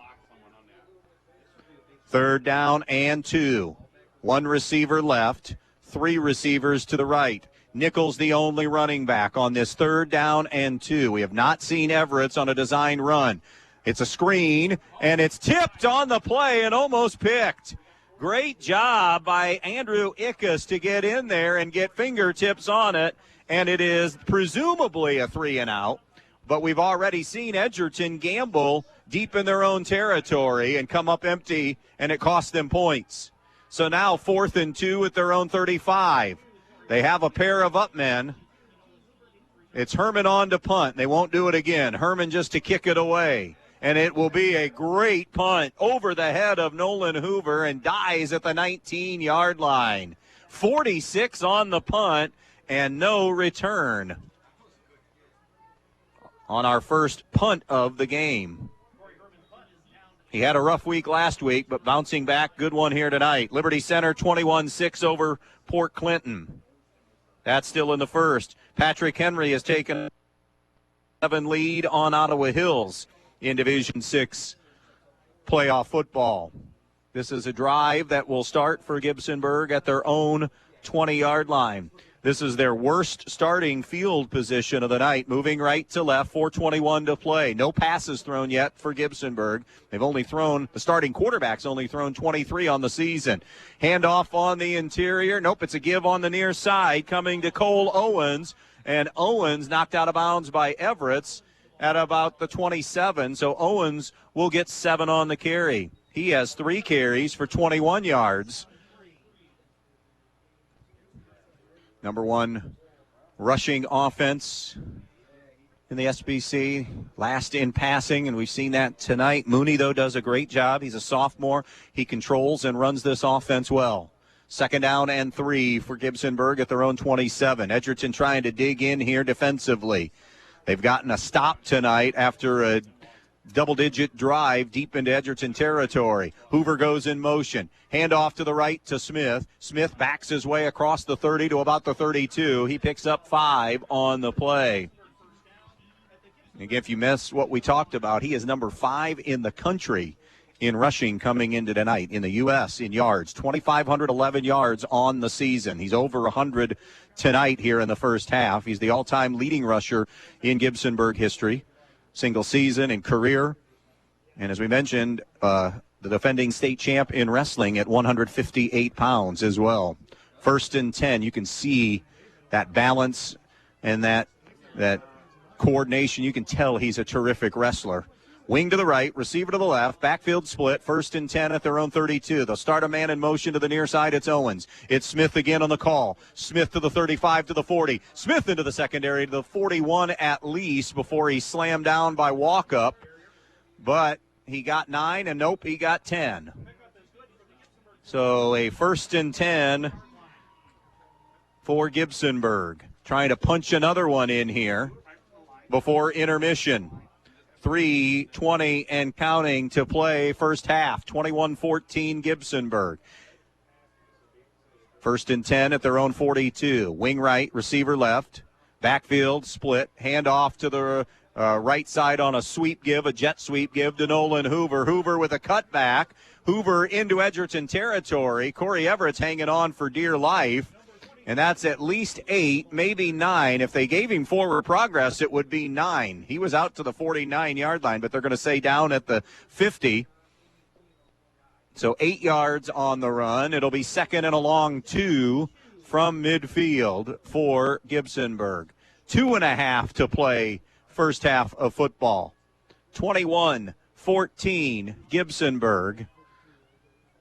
Can they bust one here before intermission? Both teams with a full complement of 3 timeouts. Receiver to the left, wing to the right. Pair of running backs on 2nd and 2. Hoover comes in motion. Play action. A pass out into the flat, and it's dropped. It was Owens that was in motion, and it was Owens who didn't look it in. On the first pass attempt of the night, it falls incomplete. It's 3rd and 2. It does stop the clock with 2:12 remaining in this first half. Waynesfield Goshen now 19-0 lead over North Central in the second quarter of play. Here it's 21-14. Gibsonburg leading Edgerton. Ball at midfield. It's a 3rd and 2 for Gibsonburg. At the 2:12 mark, man goes in motion out of the wing to the far side. Smith off the right side. Smith has the first down, and he's down at about the 45. Forward progress there, and we may see Joe Wyatt start thinking about timeouts here. Run of 6 officially to the 44. Clock moving, and it's going to go under 2 minutes now left in the half. 21-14, Edgerton trailing Gibsonburg here in this first round playoff game. Gibsonburg more than, I have to believe, twice the snaps or close to it. T formation now, double tight set. Handoff on a jet sweep. Owens to the 40, 35, got a block 30, 25, and out of bounds at about the 22-yard line. That is 22 on the run for Cole Owens. Different look that time. It got him on the edge again, and it also stopped the clock as he's knocked out of bounds with 94 seconds to play in the first half. Still 3 timeouts for Gibsonburg. They lead 21-14. They have a 1st and 10 at the Edgerton 22. Hash mark near side. Mooney breaks the huddle. Has a wing and a tight end to the right and a wing to the left. That wing goes in motion. They'll toss it. It's Hoover. Hoover at the 25. Cutback 20. Looking for daylight on the cutback. Joel Walkup brought him down. It's a gain of about 4, and now a Gibsonburg timeout after the Hoover run. It'll be 2nd and 6 when we come back. 1:25 left in this first half of play. 21-14 Gibsonburg, back in 30 seconds. Are you looking for a mechanic that really knows how to repair both foreign and domestic vehicles?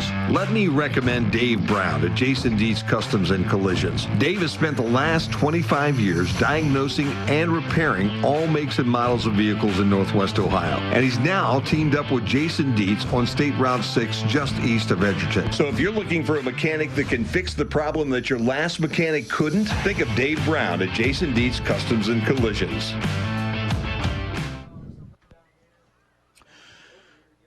Timeout Gibsonburg. They have a pair of those remaining. Edgerton with 3 timeouts left. 1:25 to play in the first half. 3 rushing touchdowns for Connor Smith to give them their 21. Edgerton has a Nichols 7-yard TD run, and on a double pass, Everett still got the TD pass, 62 yards to Pasillo. The first pass came from Krantz, who threw it to Corey Everett again, and taking advantage of a defense that was creeping up a little bit there, and they hit the home run ball.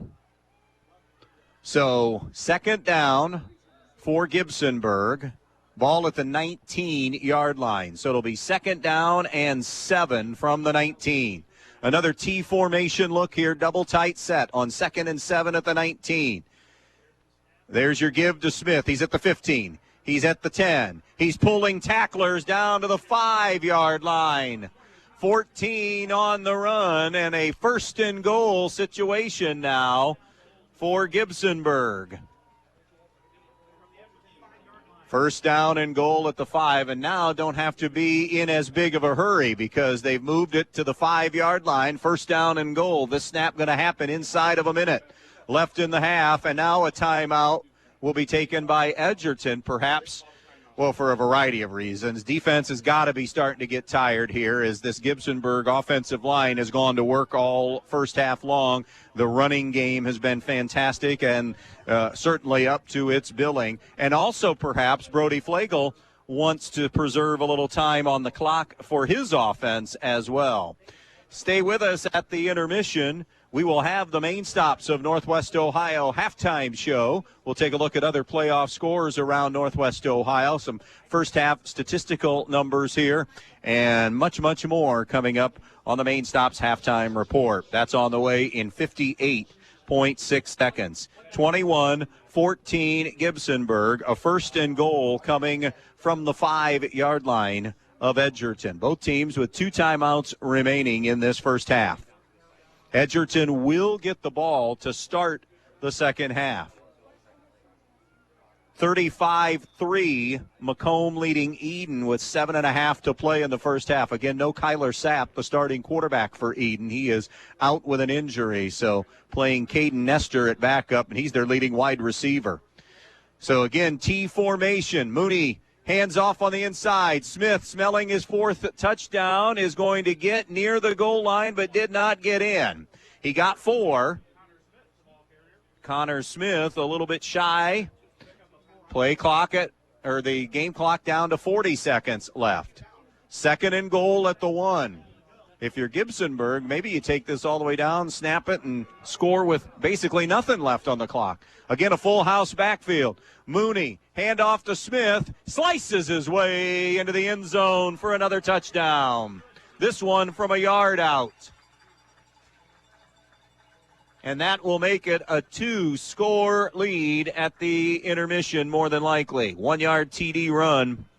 They go 80 yards in 9 plays. 27-14 with 29 seconds remaining. And they are going to go for 2, I think, here. So it'll be a 2-point conversion attempt. Try to push it to a 15-point lead. Full house, double tight set. Mooney under center. Mooney off that left side, and that second handoff, and waltzing into the end zone, Owens for 2. Great kick-out block, and that was Colin Bruns who was leading there, and a terrific block. We talked in the pregame about that physical and athletic offensive line, and they have been terrific here in building this 29-14 lead as we stay right here for the final 29 seconds of the first half. Again, Edgerton going to get the ball first.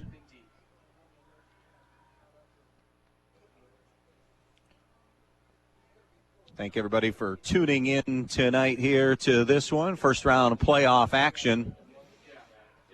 This is the most competitive game among the Northwest, or among the Williams County teams.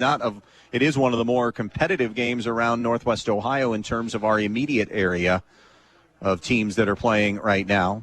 Although it's now a 15-point Gibsonburg lead. They have scored 15 unanswered in taking this 29-14 lead right now. Edgerton, 29 seconds here. They do have 2 timeouts remaining. Kickoff coming from Spencer Wagaman. It will be Joel Walkup who catches it at the 35 and then just falls forward to the 36. So there is a little time here for Edgerton. 27 seconds remaining. Corey Everett has missed just 1 pass in this first half.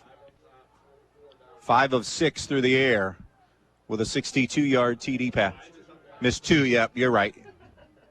5 of 7 through the air, has the 62-yard TD pass. They'll shift the running backs to the far left. 4 receivers left, 1 to the right. Pump fake. Everett steps up. Everett looks, now scrambling. 35, 40, steps out of bounds at about the 42. His first run of the night, and you can tell that they are still not 100% on that knee of Corey's because he is such a vital part of the offense. A lot of design runs for him when they've been successful, and that was a scramble run of 6 to the 42. 18 seconds left in the half. 2 timeouts left for Edgerton. 29-14 Gibsonburg. Trips to the left, 1 receiver to the right. Everett wants to throw the bubble. It's caught by Krantz. He's lassoed at the 45-yard line. He'll get 3. And 11 seconds to play and a timeout Edgerton. The North Central Waynesfield Goshen game has gone to the intermission. 19-0 Waynesfield Goshen leading North Central in that first round playoff game. Here it's 29-14 Gibsonburg. 11 seconds to play in the first half. 3rd and 1 Edgerton at their own 45, and they do have 1 timeout remaining. If Gibsonburg sees something that they don't like, they have a couple of timeouts at their disposal. Gibsonburg has not punted tonight. They were stopped on their first drive. In fact, they started at their own 31, and 11 plays had taken it down inside the 20 of Edgerton. Edgerton got a 4th down stop, and then they were about ready to go 3 and out, but they fake punted it from inside their own 20 and got stopped then. 3rd and 1. Everett's with 3 receivers right and 1 to the left. Everett's now flushed, pressure coming, on the move, 40, looks, throws downfield, it's incomplete. The defense giving chase that time, leaving 2 seconds to play, and 4th down and 1. Edgerton not going to probably take a chance and punt here. If any of you know about Van Wert, Wapakoneta, that game ended on a walk-off punt block that Wapakoneta beat Van Wert on. So Brody Flegel doesn't want that to happen. If anything else, you snap. I mean, you don't want a turnover, obviously. A sack wouldn't kill you, but you don't want to turn it over here. That's basically the last thing the only thing that can kill you right now. Everett scrambling, throws downfield, pass is caught and then dropped by Blue. Is it a catch and run or is it incomplete? Now they say incomplete.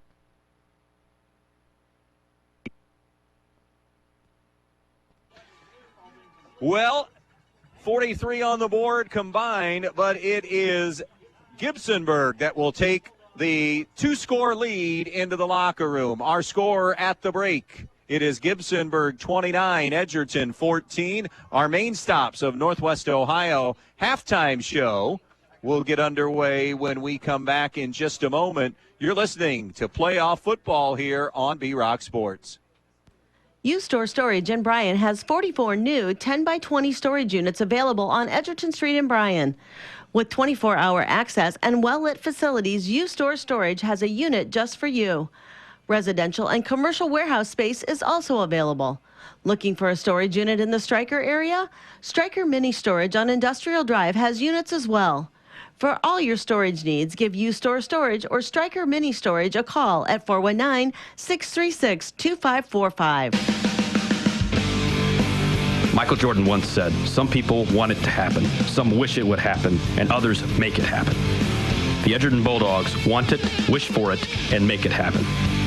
The Edgerton Athletic Boosters want to thank all of the Edgerton athletes for their hard work and dedication and want to wish the athletes and coaches good luck.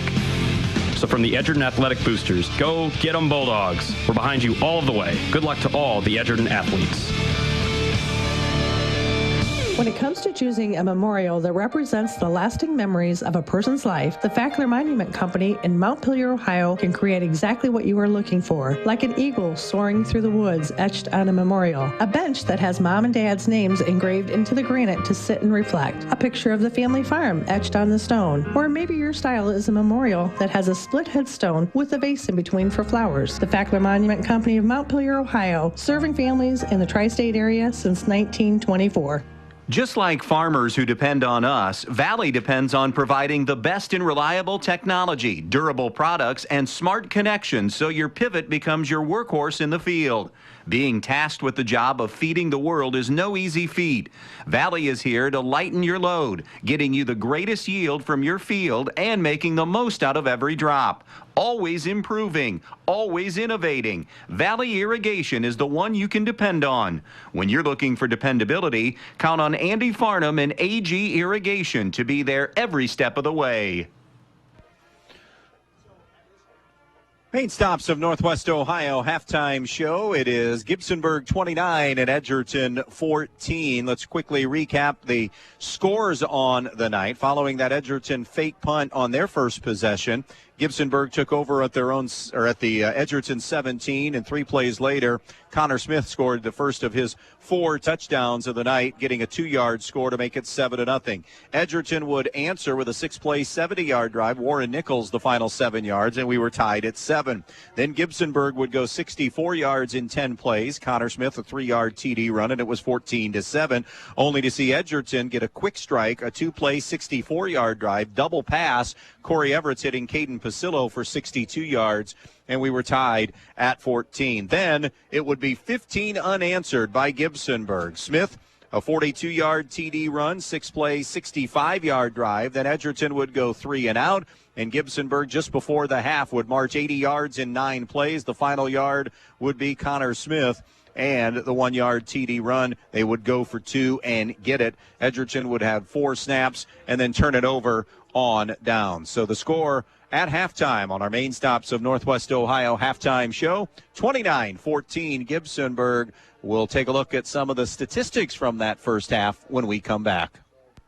You never know what life will throw your way, so you always need to be protected. At Danielle Van Atta Agency in Bryan, they will take care of you. With years of experience and expertise in the field, Danielle and her team will get you headed in the right direction with your home, auto, life, or business insurance. So when life throws something at you, you know you're protected the right way. Contact Danielle Van Atta Agency today at 1318 East High Street, Suite A in Bryan, or call 419-636-0408. Danielle Van Atta Agency, ready to help protect you.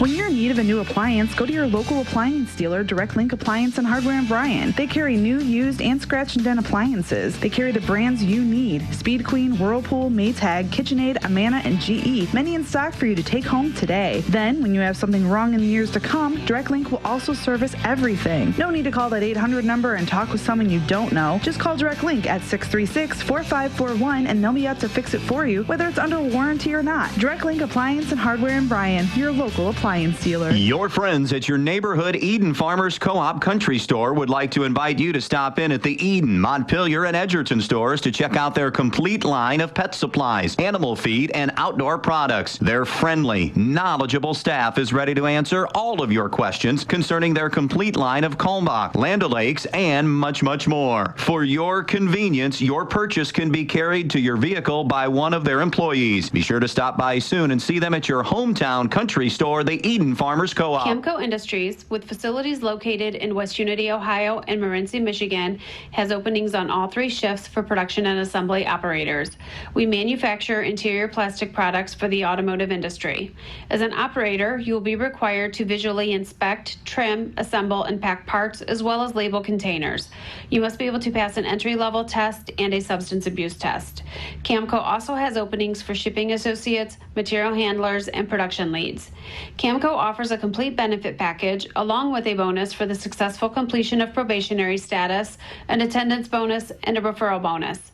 If you would like to join our team, please complete an application online at www.kumi-na.com or in person at Camco, 1001 East Jackson Street, West Unity, Ohio, Monday through Friday from 8 a.m. to 4:30 p.m.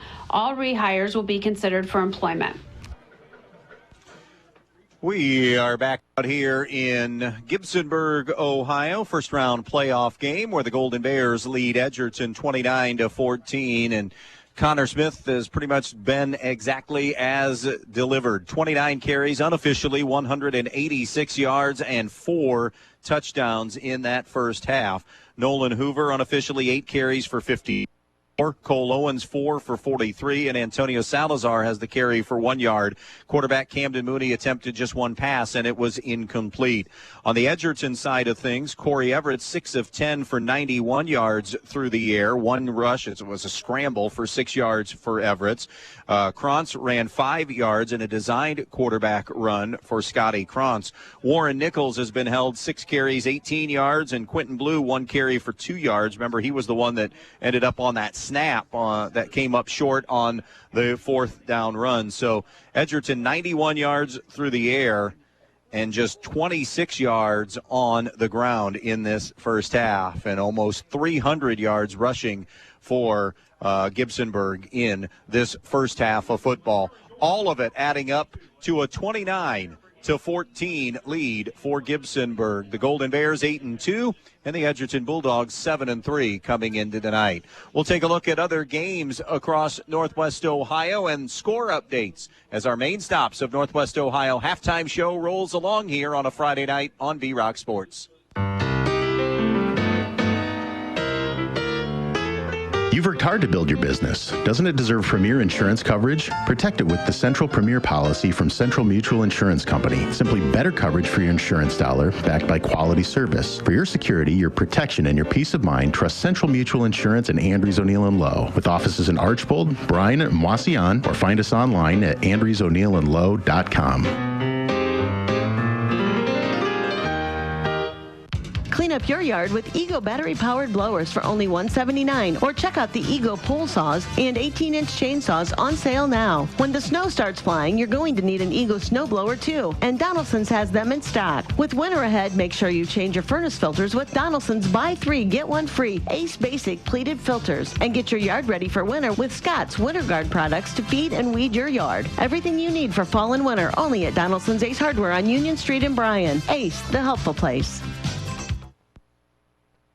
Since 1901, the Hicksville Bank has been committed to community banking. If you're looking to purchase a new home, refinance, or expand your current living space, now's the perfect time while rates are historically low. The Hicksville Bank offers many lending options, including mortgages, refinancing, and home equity lines of credit. You'll find the staff is dedicated to guiding you through the loan process, making it as smooth as possible while securing the lowest interest rate available and providing the customer service you expect from your hometown bank.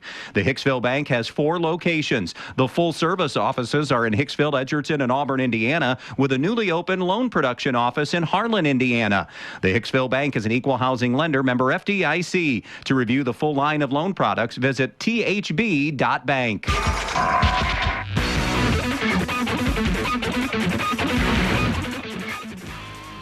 From the B-Rock Studios, good evening, Northwest Ohio. I'm Ben Murray, and with the check of your Week 11, Round 1 playoff high school football scores, brought to you by the main stops of Northwest Ohio. Always open when you need them. The main stops of Northwest Ohio. First and foremost, from Gibsonburg tonight with our own Andy Brigle. Gibsonburg is on top of Edgerton, 29-14 at half. Macomb is pummeling Eden, 35-3. Your halftime score there. Last check, it was Antwerp up over Hardin Northern, 24-6. At halftime, Delphus Jefferson leads Ayersville 14-12. Halftime score, Waynesfield's Goshen over North Central 19-0. At last check, it was Columbus Grove leading Black River 14-0. Patrick Henry up on Ottawa Hills, last check 12-7. Liberty Center, pummeling Port Clinton 48-6. That was at last check on that score. Again, 48-6 Liberty Center up on Port Clinton. Elmwood leads Delta 21-14. It is 13-0. Tenora over Highland. Glenville over Napoleon 34-0 at halftime. 37-0 Elyria 37-0 Elyria Catholic leads Bryan at halftime. That game being heard on our sister station Q 96.5. Everett, last check, it was Van Wert 14, Wasion 7. At halftime, it is Defiance 28. Cloverleaf 14, and at last check it was Archibald 35, Liberty Benton 35 and Archibald 14. I'll send it back out to Gibsonburg to our own Andy Brigle for more Round 1 Week 11 high school football action over Gibsonburg and Edgerton coming up after these messages. I'm Ben Murray. Stay with us on B-Rock.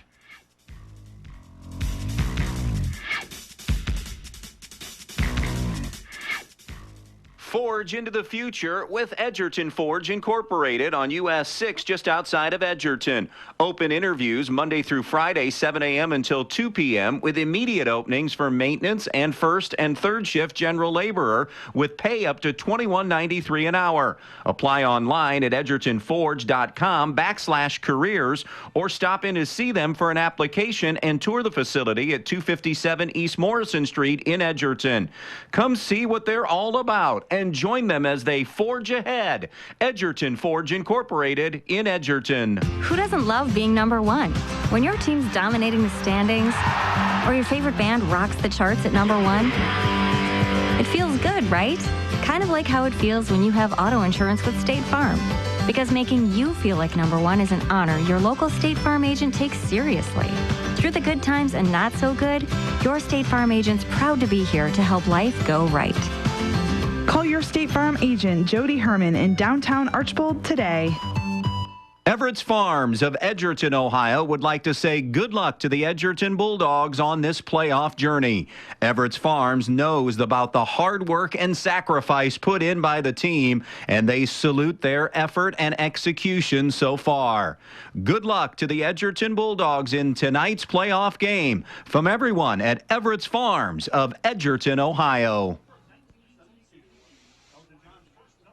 Welcome back out here to Gibsonburg, Ohio, on our main stops of Northwest Ohio halftime show, where the Golden Bears lead 29-14. This is opening week of high school football, and Division III Region 10 Defiance was leading Cloverleaf in their matchup, so trying to win a first-round game at Defiance since 2003, and they would get the winner of the Mansfield Senior Ontario matchup. In Division 4, Region 14, Glenville handling Napoleon, Bryan getting hammered by Elyria Catholic, and Van Wert comfortably on top of Wauseon in those local games involving Northwest Ohio. So it looks as if D4 is going to be wiped out of our immediate area teams. In Division 5, Region 18, Delta and Elmwood were playing a very close matchup in a 2:15 game at one time. Liberty Center was up on Port Clinton. Tenora playing Highland, and Archbold and Liberty Benton.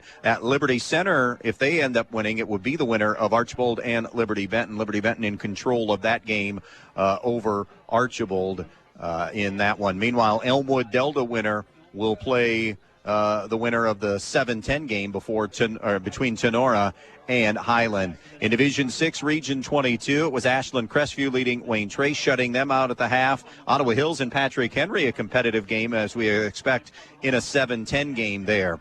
In Division 7, Region 26, Macomb, the 1 seed, in control of Eden, and they're coasting. It'll be a running clock game there. Antwerp had a comfortable lead over Hardin Northern. Waynesfield Goshen, a 3-score lead over North Central. That's an important game to Gibsonburg Edgerton fans, because the winner of that game, Waynesfield Goshen and North Central, would then play the winner of this game. Liberty Benton just added to their lead on Archbold. It's 42-21 there. Ayersville and Delphus Jefferson tight also in Division 7, Region 26 as well. Halftime score here, 29-14, and if you're talking adjustments now, Brody Flagel and Edgerton got to find a way. First things first, they get the ball to start the second half. Can they find their way to points in that first drive? Find a way to get it to a 1-score game. And then the adjustments defensively, how do you slow down? And you have to continue to commit, maybe add an 11th man to the box, because one pass thrown by Gibsonburg on a team that averages basically 2.5 passes a game. Commit everybody to the box, and then you just have to read that. One thing that Camden Mooney is really good at is deception with the football, whether it be in the wing tee, or we saw the straight tee, the full house, double tight set as well. They do a really good job. They're well drilled and well coached in the quarterback in hiding the football extremely well. And then, of course, Connor Smith is just a load. I mean, 29 carries, and I was off a few yards. The official number on Connor Smith is 29 for 189 in the first half and 4 touchdowns. And then you get Hoover on the edge, Owens on the edge. They have 54 and 43 respectively in running the football as well. So other guys do get involved a little bit, but still it's Connor Smith. So how do you get defensive stops? Commit 10 and 11 to the box and then maybe force a turnover as well. It's been a well-played game. We had a kickoff out of bounds, and that's been our only penalty in the first half of play. So a well-played game from that perspective here between Gibsonburg and Edgerton. Our halftime show is brought to you each and every week by the Main Stops of Northwest Ohio. Always open when you need them. The Main Stops of Northwest Ohio. Don't forget about Thirsty Thursday, 79-cent coffee, cappuccino, and soft drinks at all the Main Stop locations. You're always near a Main Stop. The Main Stops of Northwest Ohio. Ayersville and Delphus Jefferson have gone to the half. It's 14-12. Jefferson leading Ayersville. That Liberty Benton 42-21 lead over Archibald. That was just before going to the locker room. So still in the first half there. Speaking of going to the locker room, they've hit halftime in Elyria with a running clock game there in the second half. Elyria Catholic 37 and Bryan nothing. The score in that. Will continue to keep you updated on games around the tri-state area here tonight or around Northwest Ohio. The Main Stops halftime show. We'll spend one final timeout here of the intermission, and when we come back, second half football, Edgerton getting the football first to start the second half, and it's on the way after these messages here on V-Rock Sports. U-Store Storage in Bryan has 44 new 10x20 storage units available on Edgerton Street in Bryan. With 24-hour access and well-lit facilities, U-Store Storage has a unit just for you. Residential and commercial warehouse space is also available. Looking for a storage unit in the Stryker area? Stryker Mini Storage on Industrial Drive has units as well. For all your storage needs, give U-Store Storage or Stryker Mini Storage a call at 419-636-2545. The newest way to save money is also the easiest way to save money. With Midwest Community Federal Credit Union's new rewards checking account powered by Bazing, you get access to thousands of local discounts on shopping, dining, travel, and so much more. All you have to do is show your mobile coupon and save. No matter who you are or what you do, saving money is for everyone. Stop by a Midwest Community branch or visit midwestcommunity.org to open a rewards checking account today. Moving closer to the start of the second half here between 7-3 Edgerton and 8-2 Gibsonburg. Gibsonburg making their 11th appearance in the postseason, while Edgerton is making their 9th overall appearance. Edgerton's been in the playoffs 5 of the last 6 years. Gibsonburg 7 of the last 8 years. This is an Edgerton offense that came in averaging 28 a game and defensively gave up just 15 per game, and Gibsonburg scores 39 a game coming in and allows 19 per game coming into this one. And boy, they have been clicking on all cylinders on the offensive end for the most part. Edgerton did get the one stop to start the game, but that was after Gibsonburg had driven inside the 20-yard line for that one. Hey, coming up on Wednesday, Sports Weekly continues the final season of Sports Weekly out at J.J. Wynn's in Holiday City and driven by Terry Hendricks Ford. We have a good show lined up for you. 2 confirmed guests on Wednesday night. This year, 2022, the 30th anniversary of Defiance Baseball winning their first ever state championship. Greg Inselman, the head coach of that team that year, will be joining me at J.J. Wynn's. We also have extended invites to some of the members of that 2002 team as well. Meanwhile, the Hicksville Lady Aces made history by winning the district championship in volleyball last night, knocking off Hilltop and avenging last year's district final loss. Head coach Samantha Lavin will be my guest as well, or a guest on Wednesday night at 7. We also extended an invitation to Fairview, but another commitment not allowing Allison Seelick to join us on the show. But how about that? In the GMC this year, a really good volleyball conference traditionally. 2 teams advancing out of the districts in volleyball, one in Division III in Fairview, the other in Division IV with Hicksville, and doing it for the first time ever in school history. So that should make for a good show. If you missed Wednesday's show, four-time Olympian and gold medal winner from the 2008 Beijing Games in men's volleyball. Loy Ball was my guest out at JJ Wynn. So if you missed that, just head to our B-Rock Facebook page and look for that, and that is posted. What stories that Loy Ball had to tell on Wednesday night, talking about striving and just continuing to claw his way. He was a captain on the first three teams, and then the C was taken away for no other reason other than just go play volleyball. And, of course, Loy Ball also recruited by Bobby Knight to play basketball back in the day and had to make that decision. So just a terrific guest this past Wednesday at Sports Weekly. And the next episode on the final season will be Wednesday night, 7 o'clock at JJ Wynn's in Holiday City. So about ready to begin this second half with Edgerton getting their hands on the football first. Coverage tonight also brought to you by Yarger Flagle Investment Services of downtown Edgerton for all of your investment needs, IRAs, 401ks, and more, and all of your insurance needs. Remember, Yarger Flagle Investment Services of Edgerton, Ohio. See if Edgerton can get something cooking on the offensive end here when this second half gets underway. We talked Edgerton adjustments for Gibsonburg. Try to slow the passing game down, although it's been one play basically of the 91 yards through the air. 62 have come on that double pass that Edgerton connected on for one of their two touchdowns. It's obvious then that Corey Everett's not a part of the designed running game. He scrambled for 6 yards in that first half, had another scramble where he ended up throwing it, but not part of the design because of tweaking that knee a little bit last week. He had hurt it against Paulding.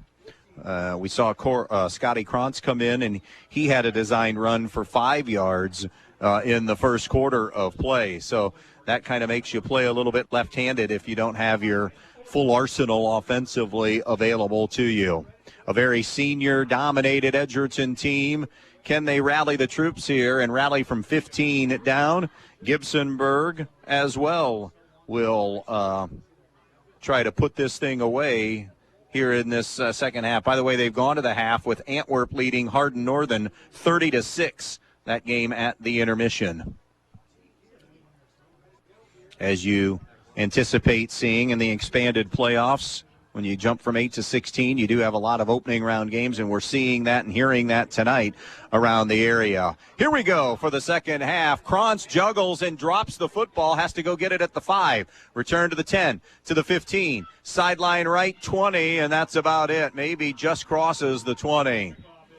So a good kick that time from Wangerman, and a first down here for Edgerton. They'll spot it at their own 20-yard line. First down and 10 there for the Bulldogs. Quick moving first half. As we said, Gibsonburg with just the one pass attempt in that first half of play. Two receivers both ways. Everett's will bring Roth in motion. Fake the jet sweep. Everett's to throw. Steps up. Looks down the seam. And it's caught by Pasillo. Caden Pasillo all the way down to the Edgerton, or to the Gibsonburg 38-yard line. That will be a gain of 41, and Edgerton on the ball quickly. At the 39-yard line, trips to the left, two receivers to the right. It will be Everett's now on a design run. So Everett's bounces it to the outside. Everett's then pounded out of bounds at the 35-yard line.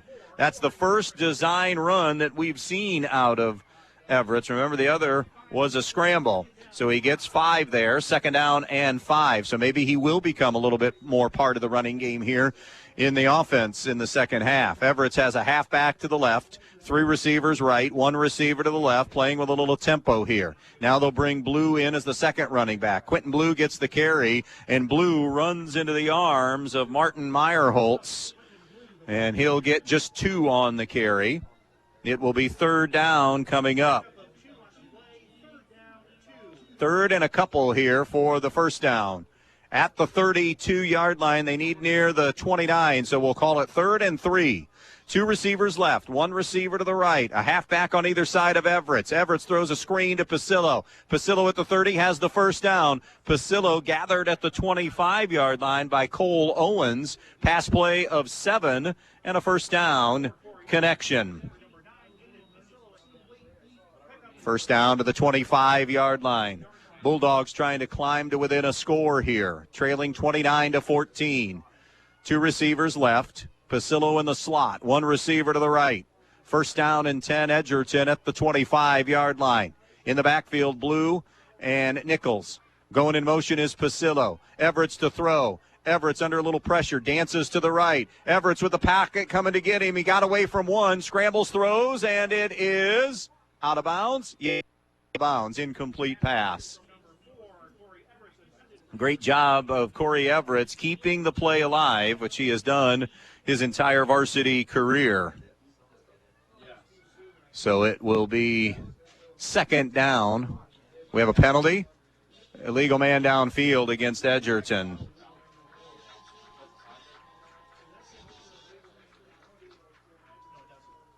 So penalty against the Bulldogs.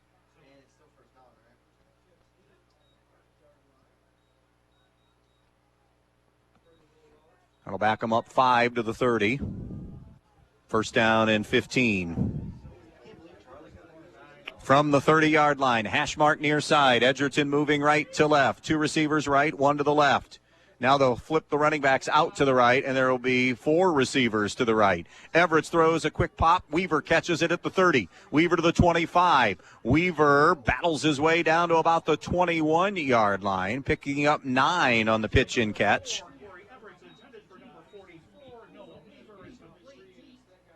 So it'll be 2nd and 6 from just outside the 20-yard line. 3 receivers to the short side, 1 to the left. 9.5 to play in the third. 29-14, Gibsonburg with the lead. Nichols the running back on this second down and a long 5. Quick curl, and it's through the hands of Krantz, incomplete. May have started to be making his move without the football. So 3rd down and about 6 from just outside the 20-yard line.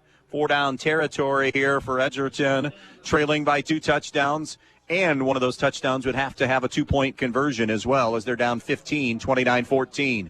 Krantz is the receiver to the left. Blue, Weaver, and Pasillo to the right. Nichols the running back on this 3rd down and 6. Everett's a little mini roll to the left. Everett throws, and he threw it wide of Krantz, incomplete. And now it'll be 4th down. And as we said, that offense will have to stay out there. So 4th down Edgerton and 6 at the Gibsonburg 20. 29-14 Gibsonburg on our Andres O'Neill and Lowe scoreboard. Line to gain is near the 15. It's actually going to be a long 5 here for the first down. 4th down, and we call it 5 from the 20.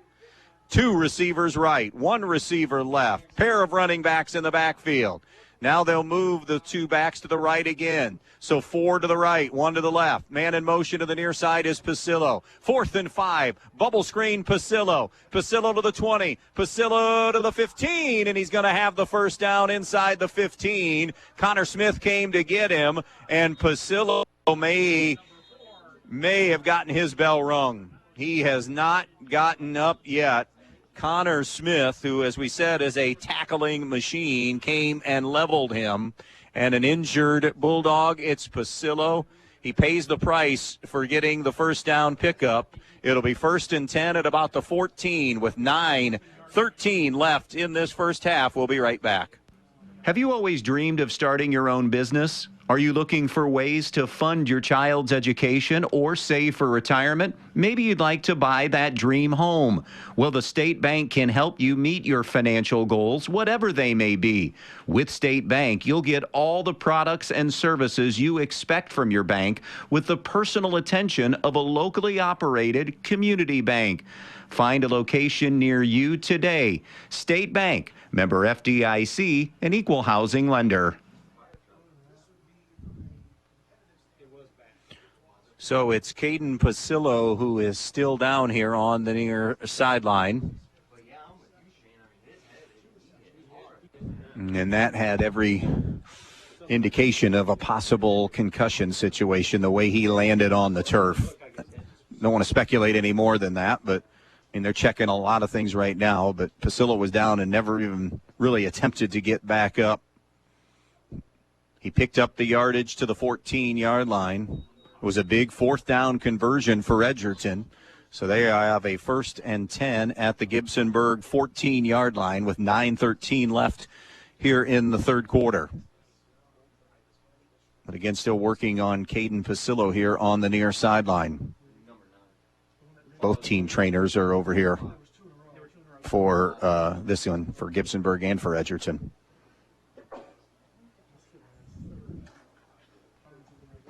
Hate to see this for anybody and any team.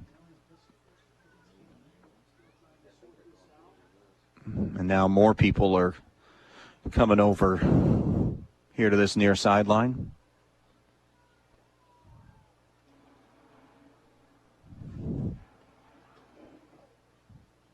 Pasillo has had a fantastic year.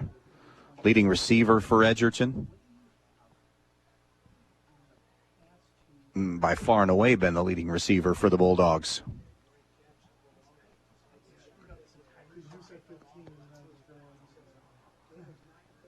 And every precaution being taken here. The trained professionals are down looking at Caden Pasillo right now. Need to see if anything comes out for him as far as further attention. We're just underway in the third. 9:13 mark. This is the first possession of the second half. Edgerton got the opening kickoff and have done a good job. They've navigated their way down to the 14 of Gibsonburg, just converted a fourth down. And it's a 1st and 10 when we get back to live action here. 29-14 on the Andres O'Neill and Low scoreboard, Gibsonburg.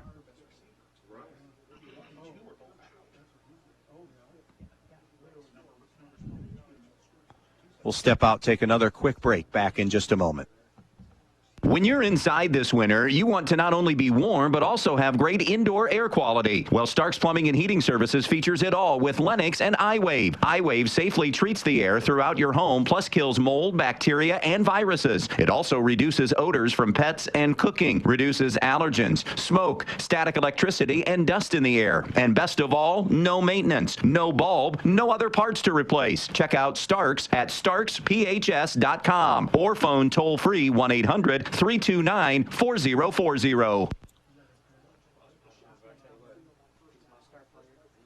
Concern continues to be for Caden Pasillo. Tell you what we're going to do. Give Ben a chance to gather himself real quickly here, and we might see something come out onto the field to help him off, because now we're starting to see school personnel come down here as well. Just a horrific, scary situation. Wish we had more information to pass along people listening to this broadcast, but we're 100% not sure. We think maybe a concussion situation, the way his head hit the turf and kind of bounced, and he has not moved much from that spot. So what we were going to do is, tell you what, Ben, in about, 60 seconds or so, maybe I'll turn it back to you real quick for a scoreboard update on other games around the area. No commercial break. Just take it, give scores, and then send it back. Let me know when you bring it back here as well. Thank you, Ben. Back out here. If you're just tuning in, we are in Gibsonburg for a Division 7 Region 26 matchup tonight. It's 29-14. Gibsonburg leading Edgerton. We are very early here in the second half. Edgerton, in fact, first possession of the night, or of the second half, is theirs right now. They just converted a fourth down, and Caden Pasillo with the catch and run, and was hit by the leading tackler for Gibsonburg. That's Connor Smith. Totally clean tackle and hit. Nothing there to even speak about, but just the way the landing happened. And now Caden Pasillo being helped to his feet all kinds of personnel down there, both admin and, of course, the medical personnel and technicians, making sure he's okay. He's up. We were wondering if maybe a gator or if something would come onto the field to be helping him here. Liberty Center, a 48-13 lead in their game over Port Clinton. Liberty Center, a threat to go the distance in that Division 5 Region 18. That's saying a lot with that great of a region.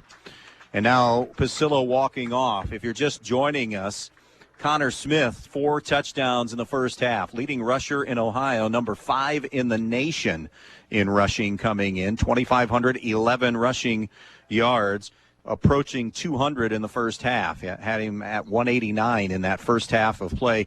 They have not had the ball yet here in the second half, so he has all of the points in this one for Gibsonburg. Meanwhile, Edgerton, a couple of scores, a rushing touchdown for Warren Nichols, and then a 62-yard TD pass, Corey Everett's. It was a double pass on that one.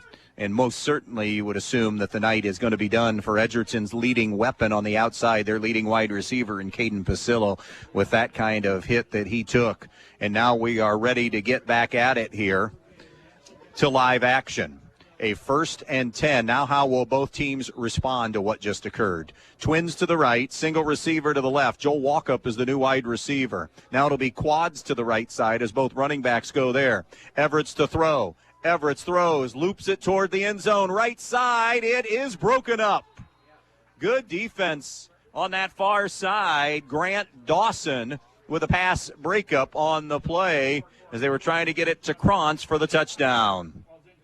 So it will be 2nd down and 10 now from the 14-yard line. 10th play of the drive coming up here. Again, this is the first drive of the second half.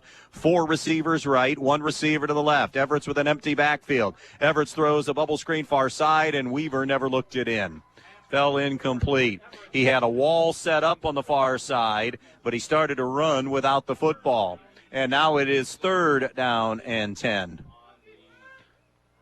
43-0, Bryan trailing Elyria Catholic. Meanwhile, Van Wert a 28-7 lead on Wauseon.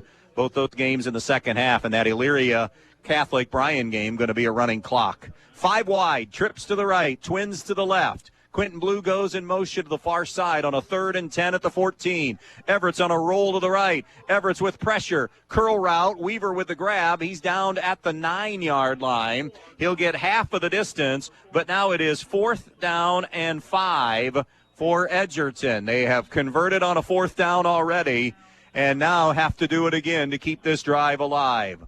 4th and maybe even closer to 6, closer to the 10-yard line. Line to gain is the 4.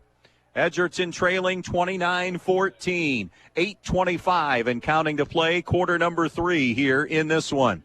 3 receivers left, 2 receivers to the right, so empty look for Everett's. Everett's claps, gets a man in motion. To the near side, it's Krantz. A rollout to the left. Everett's under pressure, throws. It's broken up on the play. Great defense that time by Cole Owens to get the deflection, and he bats it away, and they'll give it up on downs. They have the ball for almost 4 minutes and 13 plays, but nothing to show for it.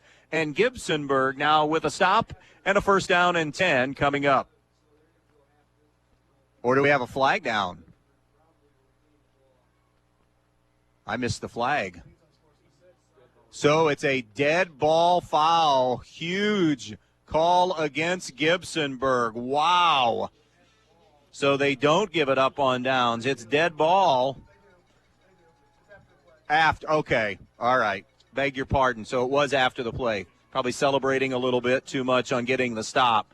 So it's a half the distance penalty after. So it's post possession. So this is a drive that will pin them back on the 4-yard line, 1st down and 10. So Gibsonburg gets the stop, and they take over there. So it was the timing of when that dead ball foul happened. Moving left to right, they go T formation.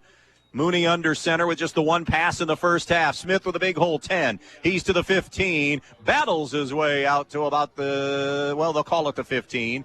So Smith gets 11.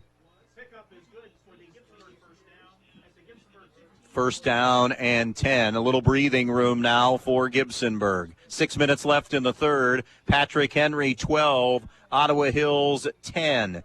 Remember, Emilio Duran, Division I to be kicker, a weapon for Ottawa Hills as that game remains close. First and 10 at the 15-yard line.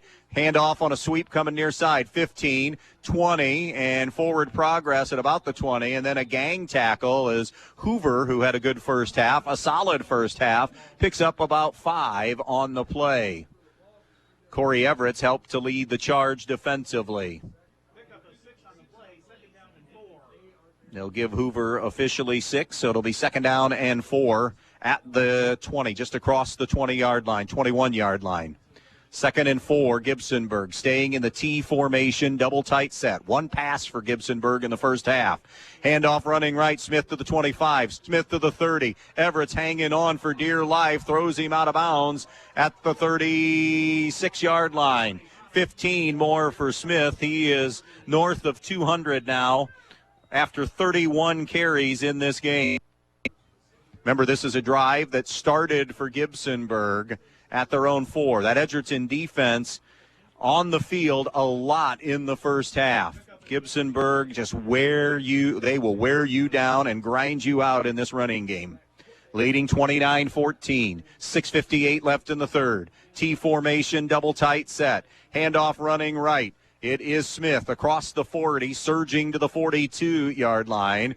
Blew the tackle along with walk-up. 6 more on the play. And it'll be second down and 4 for Gibsonburg at their own 42-yard line. Happy to have you with us here on a Friday night. First round of the playoffs on the Andres O'Neill and Lowe scoreboard. Gibsonburg 29, Edgerton 14. This was a tie game at 14 before Gibsonburg closed with the final 15 of the first half. 4 down linemen for the Dogs. Now make it 5. 10 in the box. Hand off to the left. And it'll be Owens on the sweep. Owens will get out to the 45-yard line before Nichols comes to get him. That'll be a gain of 3 on the play, and it'll leave Gibsonburg short of the first down by a yard. 3rd and 1 at their own 45. Hash mark to the far side of the field. Moving left to right, halfway home in this third quarter. 3rd down and 1. Again, T formation, double tight set. Mooney under center. Mooney turns, gives. Smith didn't get back to the line, or maybe got back to the line of scrimmage, and that's it. Hadn't been very many carries where he's got none. In fact, that's the first time he gets 0. There have been no negative yards. And it will be 4th and 1, and Joe Wyatt keeping his offense out there. 4th down and 1 from their own 45. Leading 29-14. 5 and change to play in the third. 4th and 1. Ball resting middle of the field. Breaking the huddle. Mooney brings him to the line. Wing right, receiver left. Backfield offset just a bit and split. Mooney back under center after maybe changing things up a little bit. And now when you have Smith, and he's gone. 40, 30, 20, found a seam. Touchdown, Smith and Gibsonburg. Absolutely throttled Edgerton up front, and Cam Smith on a 4th and 1 found daylight and gone for the touchdown. 5th touchdown of the night for Smith. He came in with 37 rushing touchdowns already. 55 yards on the burst. That's a 7-play, 96-yard drive. So you get the defensive stop, and then you go the distance. By the way, as we go to the break, how about Defiance mauling Cloverleaf 49-14 in the third? Here it's all Gibsonburg, 36-14 over Edgerton. Back after this timeout. If you've been thinking about a remodeling project for your home or business, Field Supply Center in Blakesley should be your first choice. Field Supply Center in Blakesley and not only has all the lumber for that project, they also have all the building supplies you'll need, along with everything you need for the project, including the cabinetry, plus the expertise to help make your home even more beautiful. It's all at Field Supply Center, located in Blakesley. Field Supply Center, wishing good luck to all the players in tonight's game.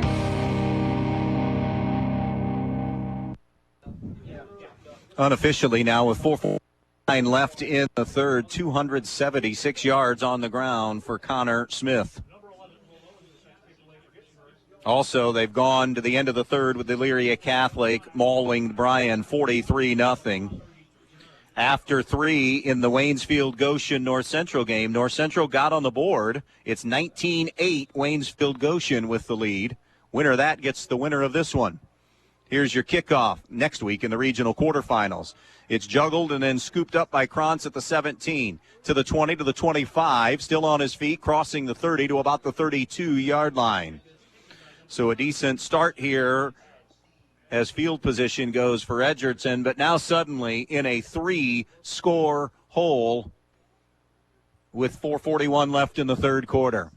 They had a 13-play drive cooking. Got stopped. They converted 1 4th down, then got stopped on that last 4th down inside the 5. And then a 96-yard drive, so you get the defensive stop and then the offensive answer. 4 wide receivers left, 1 to the right. Everett wants to throw the screen. It's caught by Blue. Blue sidestepped the first guy, but not Smith. Oh, by the way, he's the leading tackler as well, and if you missed it from the first half, a state champion wrestler at 158 pounds from last year. 2nd and 8 for Edgerton out at their own 34-yard line after the short pickup of 2. 4-down lineman for Gibsonburg on this 2nd down and 8. Krantz goes in motion to the far side. They look maybe a double pass. Nope, it's just a swing to Krantz, and then he lost his footing, and he goes down. Smith was chasing him down, and that's a loss back to the 29. So -5 on the pass. And now it'll be 3rd down and from the 29, 3rd and 13 for Edgerton. 36-14 Gibsonburg, 3:40 left in the third. On a 3rd and long, Everett wants to fire near side, looking for walk-up, and it's incomplete. Really good coverage here on the near side. Grant Dawson had him blanketed, and it'll be 4th down. And Corey Herman coming on to punt. 25-8 now. A quick answer by Waynesfield Goshen. 11:44 left in that one. End of 3, Jefferson 28, Ayersville 12, also in Division 7. End of 3, Macomb 49-3 over Eden. A Herman punt. It will be fielded by Nolan Hoover at near the 35, 40, sideline right, midfield. Still on his feet to the 45-yard line. And it'll be plus territory starting time for Gibsonburg here as they go potentially for the knockout punch if it hasn't already been applied. Up 36-14 with 3:26 left in this one. This will be at the Edgerton 45-yard line where the drive will start. 1st down and 10, hash mark far side. 1 Mooney pass attempt in that first half is it. Everything else has been on the ground. Almost 300 rushing for Smith alone. They break the huddle, send a receiver to the left. Tight end and wing to the right. Couple of running backs. Hand off to Smith, 45-40, downhill, runs over tacklers, has 11 more before Walkup brings him down, but Walkup pays the price as he got 11 on the run. He came in averaging almost 10 a carry to begin with, and he moves the chains again. 1st and 10 at the 34-yard line. Connor Smith listed 5'8", 180 here in his senior season, and again holds all of the Gibsonburg rushing records, single season, career records. 1st and 10, Gibsonburg at the 34. Wide receiver to the left, a wing and a tight end to the right. The wing started in motion. Handoff on the second man coming around. That's Hoover twisting and turning. He fumbled the football. Ball is loose, and Edgerton has it. It was broken up, and Nichols got on the football. First turnover as a Bulldog. It was Walkup who's slow to get to his feet, and he is up. So Hoover able to pick up about, maybe 3 before he coughed up the football. And now Edgerton will get the turnover. First one of the night. But still down 36-14 with 2:45 remaining in this first half, or this third quarter, beg your pardon. They'll start this possession at their own 38-yard line, first down and 10. Caden Pasillo hurt early in this third quarter. His night, more than likely, we presume, done. Double twins look, and now going in motion to the far side is Quentin Blue. Everett's on a roll to the right. Everett steps, throws, Blue with a catch. Blue to the 40, and then Smith levels him at the 41-yard line. He was held up initially on the play by Antonio Salazar before Blue was then finished by Smith. That is a gain of 4 on the pass play. 2nd and 6, Edgerton at their own 42. Trips to the left, twins to the right. Quarterback draw. Everett tries to bounce to the right, 45. And knocked out of bounds far side by Camden Mooney. About a yard or 2 shy of the first down. They'll spot him at the 47, and he needed the 48-yard line. So it'll be a 3rd down and 1 coming up here. 16 yards on the ground for Everett. 3rd and 1. 36-14 Gibsonburg. 2 and change to play in this one. This is quarterback draw, and Everett's to the sticks, and that's maybe it. Colin Bruns made the stop. He does get the yard needed, and that will move the chains for an Edgerton first down. First down and 10 at their own 48. 3 receivers to the left. 2 receivers right. 1st and 10, Edgerton at the 48. Everett's pass behind the intended target, intended for Krantz on the far side. Fortunate that wasn't picked, because throwing behind somebody, you had a DB that was standing right there. Patrick Henry, 18, Ottawa Hills, 10 in Division 6. Region 22 beginning the fourth quarter. 5 wide look, 3 to the left. Now coming in motion to the near side is Krantz. They'll throw it to Krantz. And is that a ball? Is that a live ball? They say incomplete. Gibsonburg thinks it's a backward pass. Meyerholtz was coasting into the end zone, and they blew it dead. It was close. It was real close. Quick whistle there helped Edgerton, and it's 3rd and 10 now at the 48. Cleveland Glenville 34, Napoleon 8. That's a Division 4 game. Region 14, a 1 versus 16 seeded game. 3rd and 10 Edgerton, trailing 36-14 here with 1:49 left in the third quarter. Everett's double twin look each way. They'll roll him to the left. Edgerton and Everett's threw it wide of Noah Weaver, but again, Grant Dawson had great coverage. He has been solid as a corner tonight. It'll be 4th and 10 Edgerton at their 48. You're down 36-14. Inside of 2 to go in the third. That offense will stay out there now based on where they're at on the field here. You need 3 touchdowns anyways. 2 receivers right, 2 receivers left.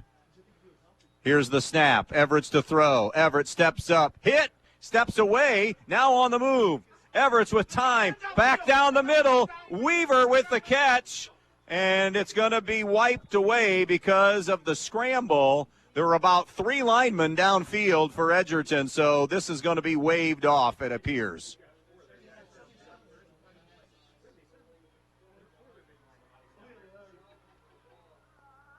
Wait, they called a penalty on Gibsonburg, and now a late flag. These are going to offset. There has to be. I mean, take your pick. There were 3 linemen downfield. There was a penalty on the Gibsonburg secondary. So this is all going to come back, and it's going to be a do-over here on a 4th down Everett did a great job escapability. It was a pass interference penalty.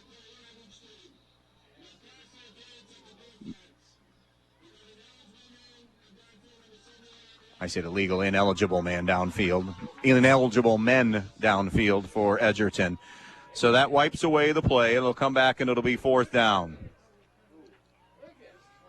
49-14, Defiance, end of 3. So we'll try it again on 4th down. 4th and 10 at their 48. Elmwood 42-17 over Delta. So 4th down and 10. 3 receivers left. 1 receiver to the right. 4th down and 10 with 1:20 and counting to play in the 3rd. Here's Corey Everett. Stops, looks, hit, sacked back at the 40. Busting through was Andrew Ickes. It's a loss of 8, and that will stymie the drive, and Gibsonburg takes over on downs.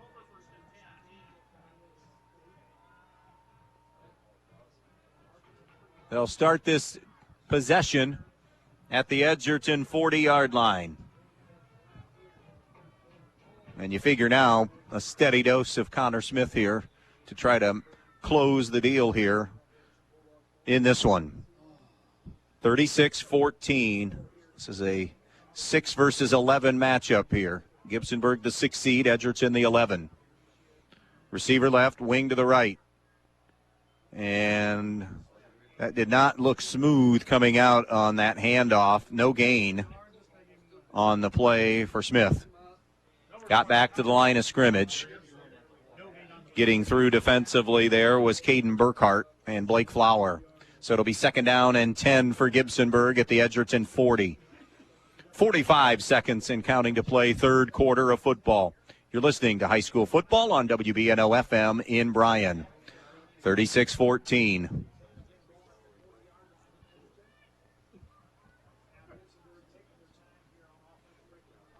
Elyria Catholic and Bryan have gone final 43-0. Elyria Catholic. Man in motion to the near side. Quick toss to Hoover. Hoover cut back 40, 35. Hoover to the 30-yard line. That's where he needed to go. Flower the tackle. We have a penalty marker down. Hoover got 10. Is it going to be a face mask? Gibsonburg is signaling face mask. Nope, it's going to be a hold against Gibsonburg. So wipe away the 10-yard run. 15 seconds remaining in this 3rd quarter. This will take them back to the 49. So it'll be 2nd and 19. I beg your pardon. And there is your 3rd quarter. 3 in the books here in Gibsonburg, where the Golden Bears are in command. It is Gibsonburg 36, Edgerton 14. The final 12 minutes of football tonight. Gibsonburg when we come back. Since 1875, 4 generations of the Krill family have served this area. Krill Funeral Service realizes that the end can be a difficult and emotional time. They will guide you through each and every step of the funeral process, carefully and with integrity. Krill Funeral Service expresses appreciation for your trust in them, and they'll continue to be there for you in times of need. Krill Funeral Service of Edgerton, Eden, and on West Mulberry Street in Bryan, where they offer an on-site crematory. And back out here in Gibsonburg tonight, where we are in 1st round playoff action. It is 36-14. Gibsonburg with the lead. 22 unanswered Golden Bear points, as this thing was knotted up at 14 at one time in that first half.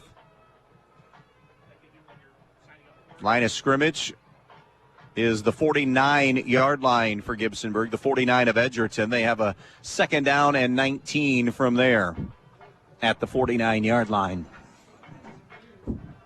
Bryan is lost. Eden is going to be falling to Macomb as well. North Central has to rally on their down 25-8 last we heard there. So it could be all she wrote for Williams County teams tonight if Edgerton's unable, or North Central for that matter, unable to rally. Antwerp was up. It appeared Archibald and Wasion were going to go down. Patrick Henry had a lead over Ottawa Hills. Second down and 19, double wing look. Hoover goes in motion. They fake the toss. It's a counter handoff coming back to Owens. Owens is at the 45, stiff arms his way, and then Krantz brings him down at the 39-yard line. Picks up 10, does Cole Owens. And now it'll make it a 3rd and 9. Liberty Benton 49, Archibald 28. And now Waynesfield Goshen with 4 minutes left. They lead 32-8. So Waynesfield Goshen will be advancing. 3rd and 9, Gibsonburg at the 39-yard line of Edgerton. Mooney has a double wing look with Smith behind him. Now they'll flip the tight end over to the right side. One wide receiver to the right. 3rd and 9. Mooney gives left side. Smith stutters, then spins, and still on his feet. He's at the 25, he's at the 24, and he's a load to bring down. 15 for him.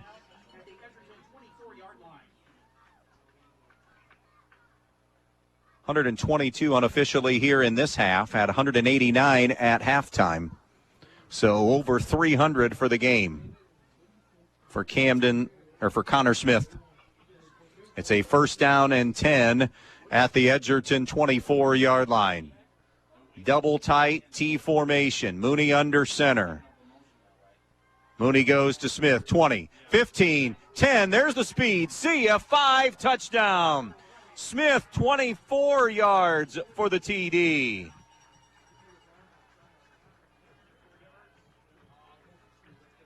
And that should just about do it. Now the question is, I thought maybe they'd go for 2 here and get it to 30, and you'd have a running clock for the final 10 and a half.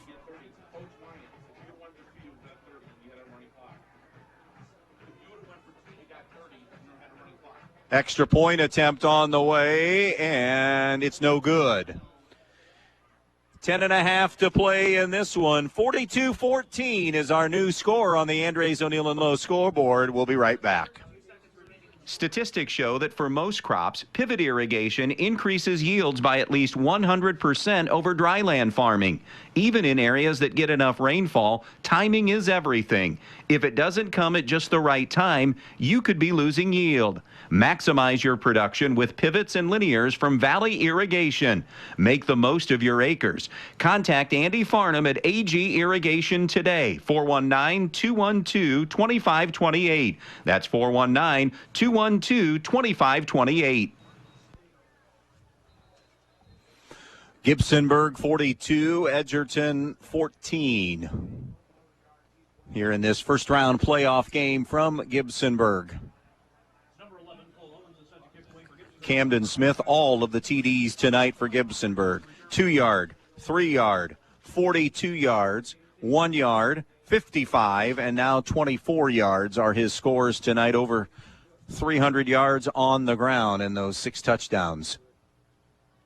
And a 42-14 lead. Edgerton has a Nichols TD run, and then on a double pass, a 62-yard touchdown pass. Here's the kick by Wagaman. It's a high hop, and it'll be picked up by Krantz at the 17. 20, and struggles to get across the 20 before he'll be brought down there by Aiden Morant, freshman on the special team. So 1st down and 10 for Edgerton at their own 21-yard line. It's gone final. Macomb 57 and Eden 3. Again, no starting quarterback tonight for Eden, but you hear a final like that, and you just assume that really probably wouldn't make that much of a difference in this one tonight, as Macomb, very good football team yet again, and physical. Here's Warren Nichols, who surges for about 2 or 3. He'll be tripped up on the play that time by Meyerholtz after the gain of 3. Just 21 yards rushing for Nichols here in this one. Edgerton will go right back to the line of scrimmage. 2 receivers both ways. 2nd down and 8 from their own 23-yard line. Krantz goes in motion from left to right.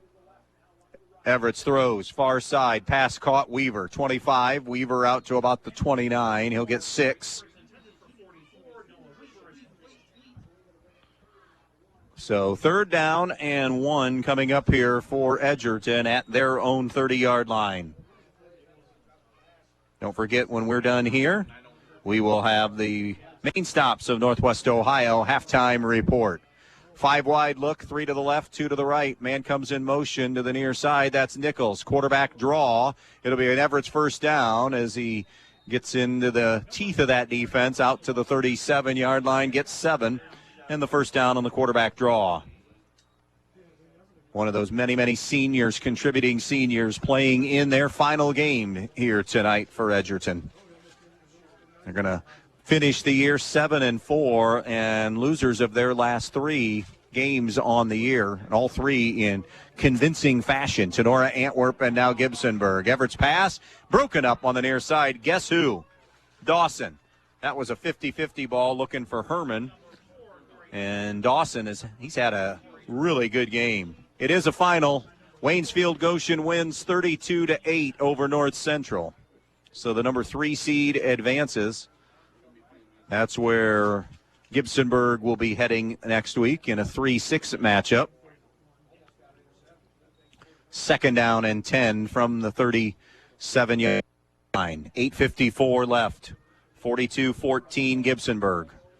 2 receivers to the right, 1 to the left. Pair of running backs for Edgerton. Everett wants to throw. Look to a screen. Still throws the screen. It's incomplete. Just got rid of it as he was under duress. And that'll stop the clock at 3rd down and 10.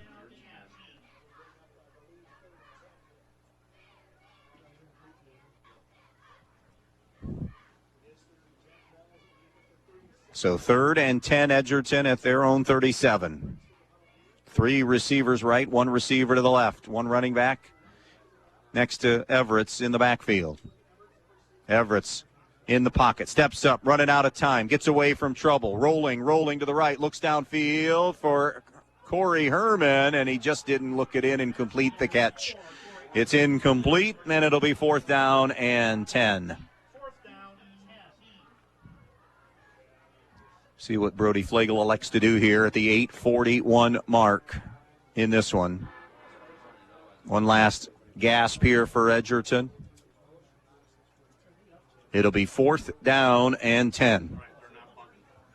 Trips to the right, 1 receiver left, 1 running back on 4th and 10 at the 37. Everett's to throw, fakes the bubble, rolling to the right side, still moving, throws downfield. It's caught by Herman at the 47. That is a completed pass of 16, but this is going to be wiped away because you're going to have another ineligible lineman downfield.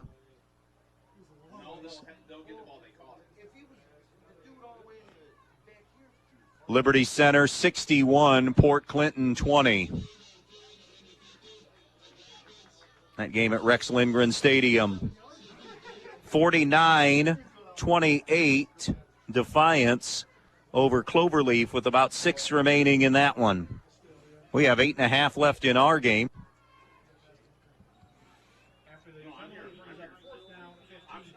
And now a 4th and 15 for Edgerton back at the 32-yard line. 5 wide look. 3 receivers right, 2 to the left. Everett's with a 3-man rush. Loops 1 downfield. It is going to be caught. Krantz with the catch. He's got it at the 49, and he converts it for a 1st down. Gain of 17 on a 4th and 15, and the drive stays alive for Edgerton.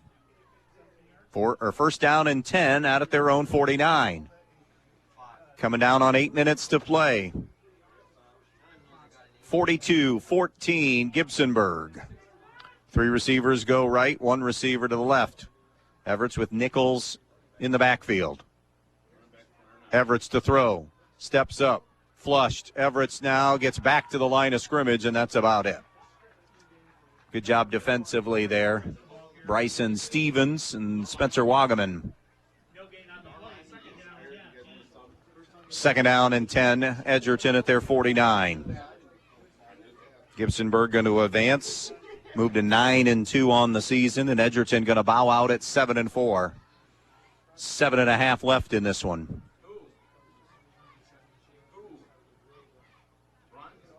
Elmwood 42, Delta 24. 5 wide look again. Krantz goes in motion to the far side. They look now over the middle on a screen, and Blue can't hang on to it. Right in the teeth of everything. Good job defensively there. Colin Bruns and Bryson Stevens help break it up. So it'll be 3rd and long. 3rd and 10 from the 49.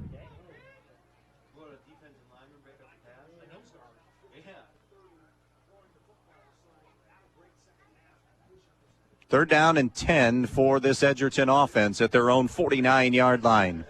2 receivers both ways. Krantz to the far side in motion.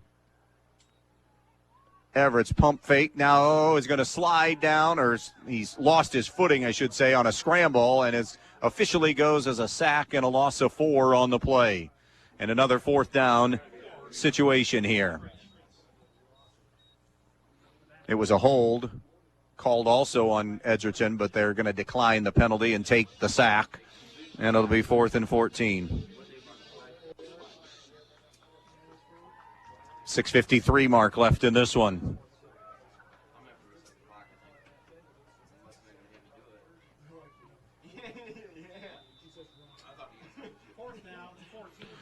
So 4th and 14, they just converted a 4th and 15 a few minutes ago.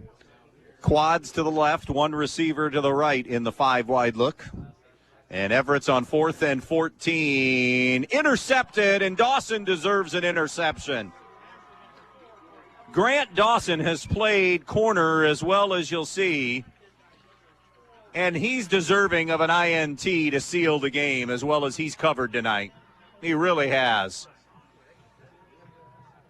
And now it's all but over except for killing the clock here in one way, shape, or form. Either a touchdown to make it a running clock or just, and this is perfect for Gibsonburg here. Plays right into what they do so well in the game already iced, but that running team that is so effective. And we're going to send in a new quarterback, or a new running back, I should say. Jesus Rodriguez is in some way, shape, or form here. And now there was some confusion on personnel and wanting to get new personnel in there. And Gibsonburg's going to take a timeout. 6.5 remaining. 42-14. Back for the finish. And a Gibsonburg playoff win when we return. Hi, Dan Stuckey here, broker owner of Real Estate Advantage Team. We believe that giving back to our community is not only a pleasure, but the right thing to do. To show our dedication to the community, we will donate 10% of the company's net income from your sale to a church or nonprofit charity of your choice, honoring you as the reason for the donation. So let's get you moving. Call 419-636-5100 for more details. It has gone final. Wayne Trace has been eliminated. They fall tonight to Ashland Crestview, 38-0. Here, 6:36 left in this one. It's going to go final here. So Wayne Trace is going to be eliminated. Edgerton's going to be eliminated in the opening round. Just talking GMC schools. Ayersville had a big hill to climb back from. Antwerp was up and in control. And hadn't heard much on Tenora in a while, but it would be Antwerp and Tenora advancing if that's the case. Jesus Rodriguez turns in hands to Spencer Wagaman, who gets about 8 on first down, as we start to see a lot of fresh numbers and faces out there now for Gibsonburg. Edgerton still has a lot of their regulars out. Run through as we do when teams are done. Seniors done their career over. Riley Collar, who was injured, not able to play. Isaiah Fry, Corey Everett, Jason Sleesher, Quentin Blue, Caden Pasillo. We hope Caden's okay, by the way. Warren Nichols, Justin Huffman, Logan Baylog, Ray Pells, Caden Burkhart, Blake Flower, and Cooper Everett's all in their final games as Edgerton Bulldogs here tonight in high school football. That'll be a first down carry for Spencer Wagaman. 5:48 and rolling to play in this one. If you're tuning in and hear the score, yes, it is Gibsonburg going away 42-14, but this was a tie game at 14 back in the first half. And then some stops, or a lot of offense for Gibsonburg, a ton of Connor Smith, but also Edgerton with opportunities that Gibsonburg got stops on. And scoring opportunities for the Bulldogs. Receiver right, wing left, backfield split. Rodriguez is the quarterback. Jesus Rodriguez on a toss to the near side to Dash Sutter. He rumbles for 3 to the 40-yard line. Again, when we're done here, the Midwest Community Federal Credit Union scoreboard show will make the Best One Tire and Service best play of the game tonight. The touchdown of 55 yards for Connor Smith, one of his 6 on the night. That's our Best One Tire and Service best play of the game. Going to get a penalty on Gibsonburg that will back them up to their own 44-yard line. Liberty Benton 56 and Archibald 28 with about 10 minutes remaining in that one. Been a while since Archibald's been knocked out in the opening round. A juggled snap by Rodriguez, a loose football, and I think Edgerton has it. They do. Coming away with that loose football was Jackson Flower. And so a turnover by the second unit for Gibsonburg, and probably deeper, not just 2s, maybe even deeper than that. But it's Edgerton football now for perhaps their final possession of the night with 4:42 remaining. Glenville has defeated Napoleon 46-8. Edgerton will start at the Gibsonburg 43. Ones are still out there defensively for Gibsonburg and offensively for Edgerton here with 4:42 remaining. Handoff to Owen Roth, who will get about 3 to the 40.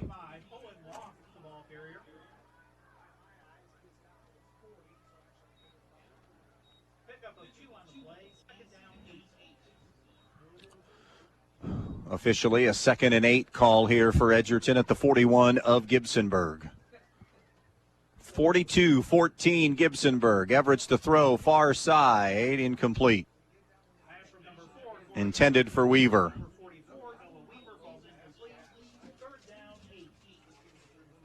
Travis Cooper, the turnaround, not complete, but boy, talk about pointing in the terrific direction. They get Defiance back to the postseason, and now they're going to win a playoff game tonight, up 56-28 with 5.5 to play against Cloverleaf. Third down here coming up. Van Wert beats Wasion 40-7, so the WBL playing well tonight. A pump by Everett's, now throws for Krantz. It's juggled, and then off the deflection, it's caught by, is that Herman? It is, Corey Herman, off the hands of Krantz, and he picks up about 2 or 3 yards. And it will be third down. It'll be 3rd and 5 from the 38-yard line of Gibsonburg with 3:45 remaining in this one. I want to thank everybody here at Gibsonburg. Terrific job hosting us here. First time here in all these years of radio. 4th down coming up. I'd said 3rd, but it's 4th and 5. Might be the final offensive snap of Edgerton's season here on 4th and 5. And now penalty marker down. It's going to be a false start on the Bulldogs and make it 4th and 10 with 3:32 left. Gibsonburg will be going to Waynesfield Goshen next week for a regional quarterfinal game in Division 7, Region 26. Eden and North Central, the D7 schools also in our area, eliminated. Bryan in Division 4 knocked out. Napoleon knocked out. Wasion in D4 knocked out. Archibald going to lose, it appears. Down the middle, it's too tall from Everett's. It's incomplete, and that'll do it for Edgerton offensively. Liberty Center going to advance. Defiance, we just mentioned, going to move on. Antwerp was in a good spot to move on. Although Archibald has made it a 3-score game now, down 56-35.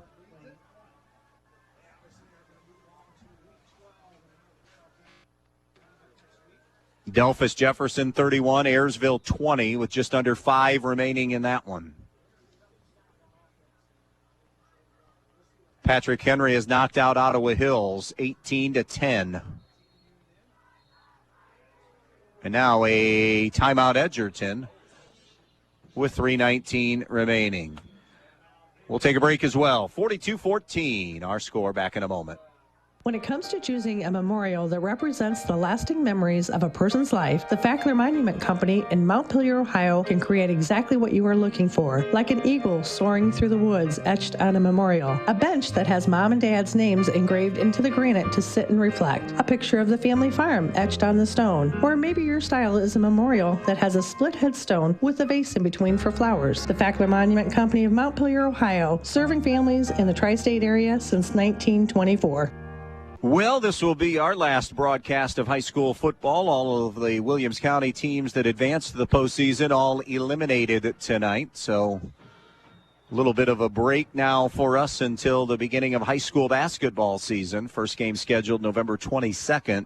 That'll be girls hoops. Tenora at Bryan. Good early season measuring stick for both teams. How about this run off the right side? Aiden Morant, the freshman, is all the way down to the 31-yard line. Picked up 26 on that run. Good blocking up front by the Golden Bears.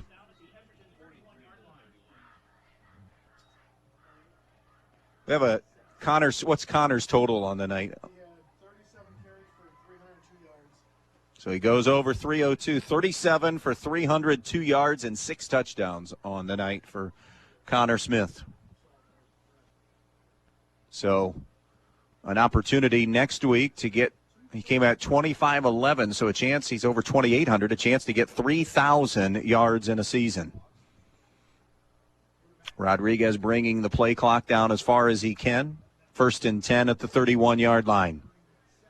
This will be a handoff off the left side to Dash Sutter. He'll have 3 before he is going to be tackled on the play by Bryce Schrader, a 5'10 freshman. Again, the Midwest Community Federal Credit Union scoreboard show when we are done here.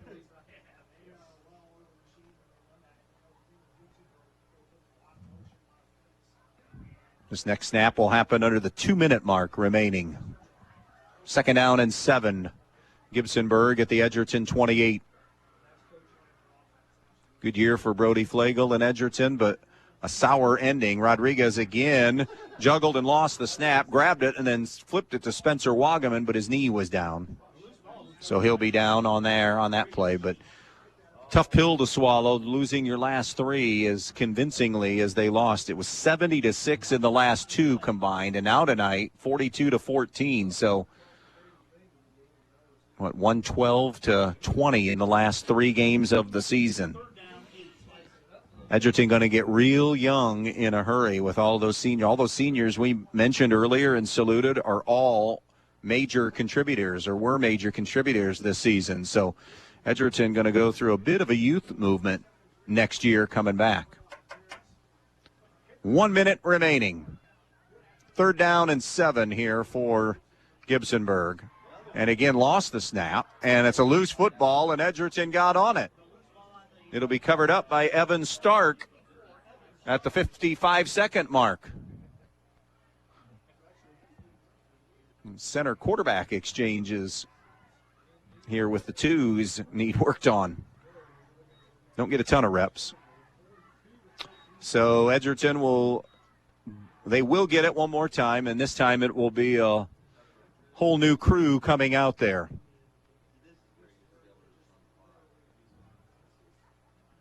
Maddox Baker is the quarterback. We mentioned last week it's not often you get to, at a varsity game, say your quarterback's 5'4", 115 pounds.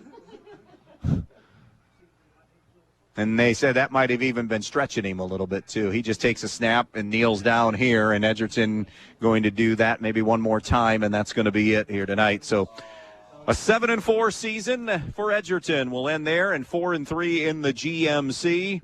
Congratulations to Gibsonburg, and a fantastic night for them. They'll be at Waynesfield Goshen coming up in the regional quarterfinal game next week.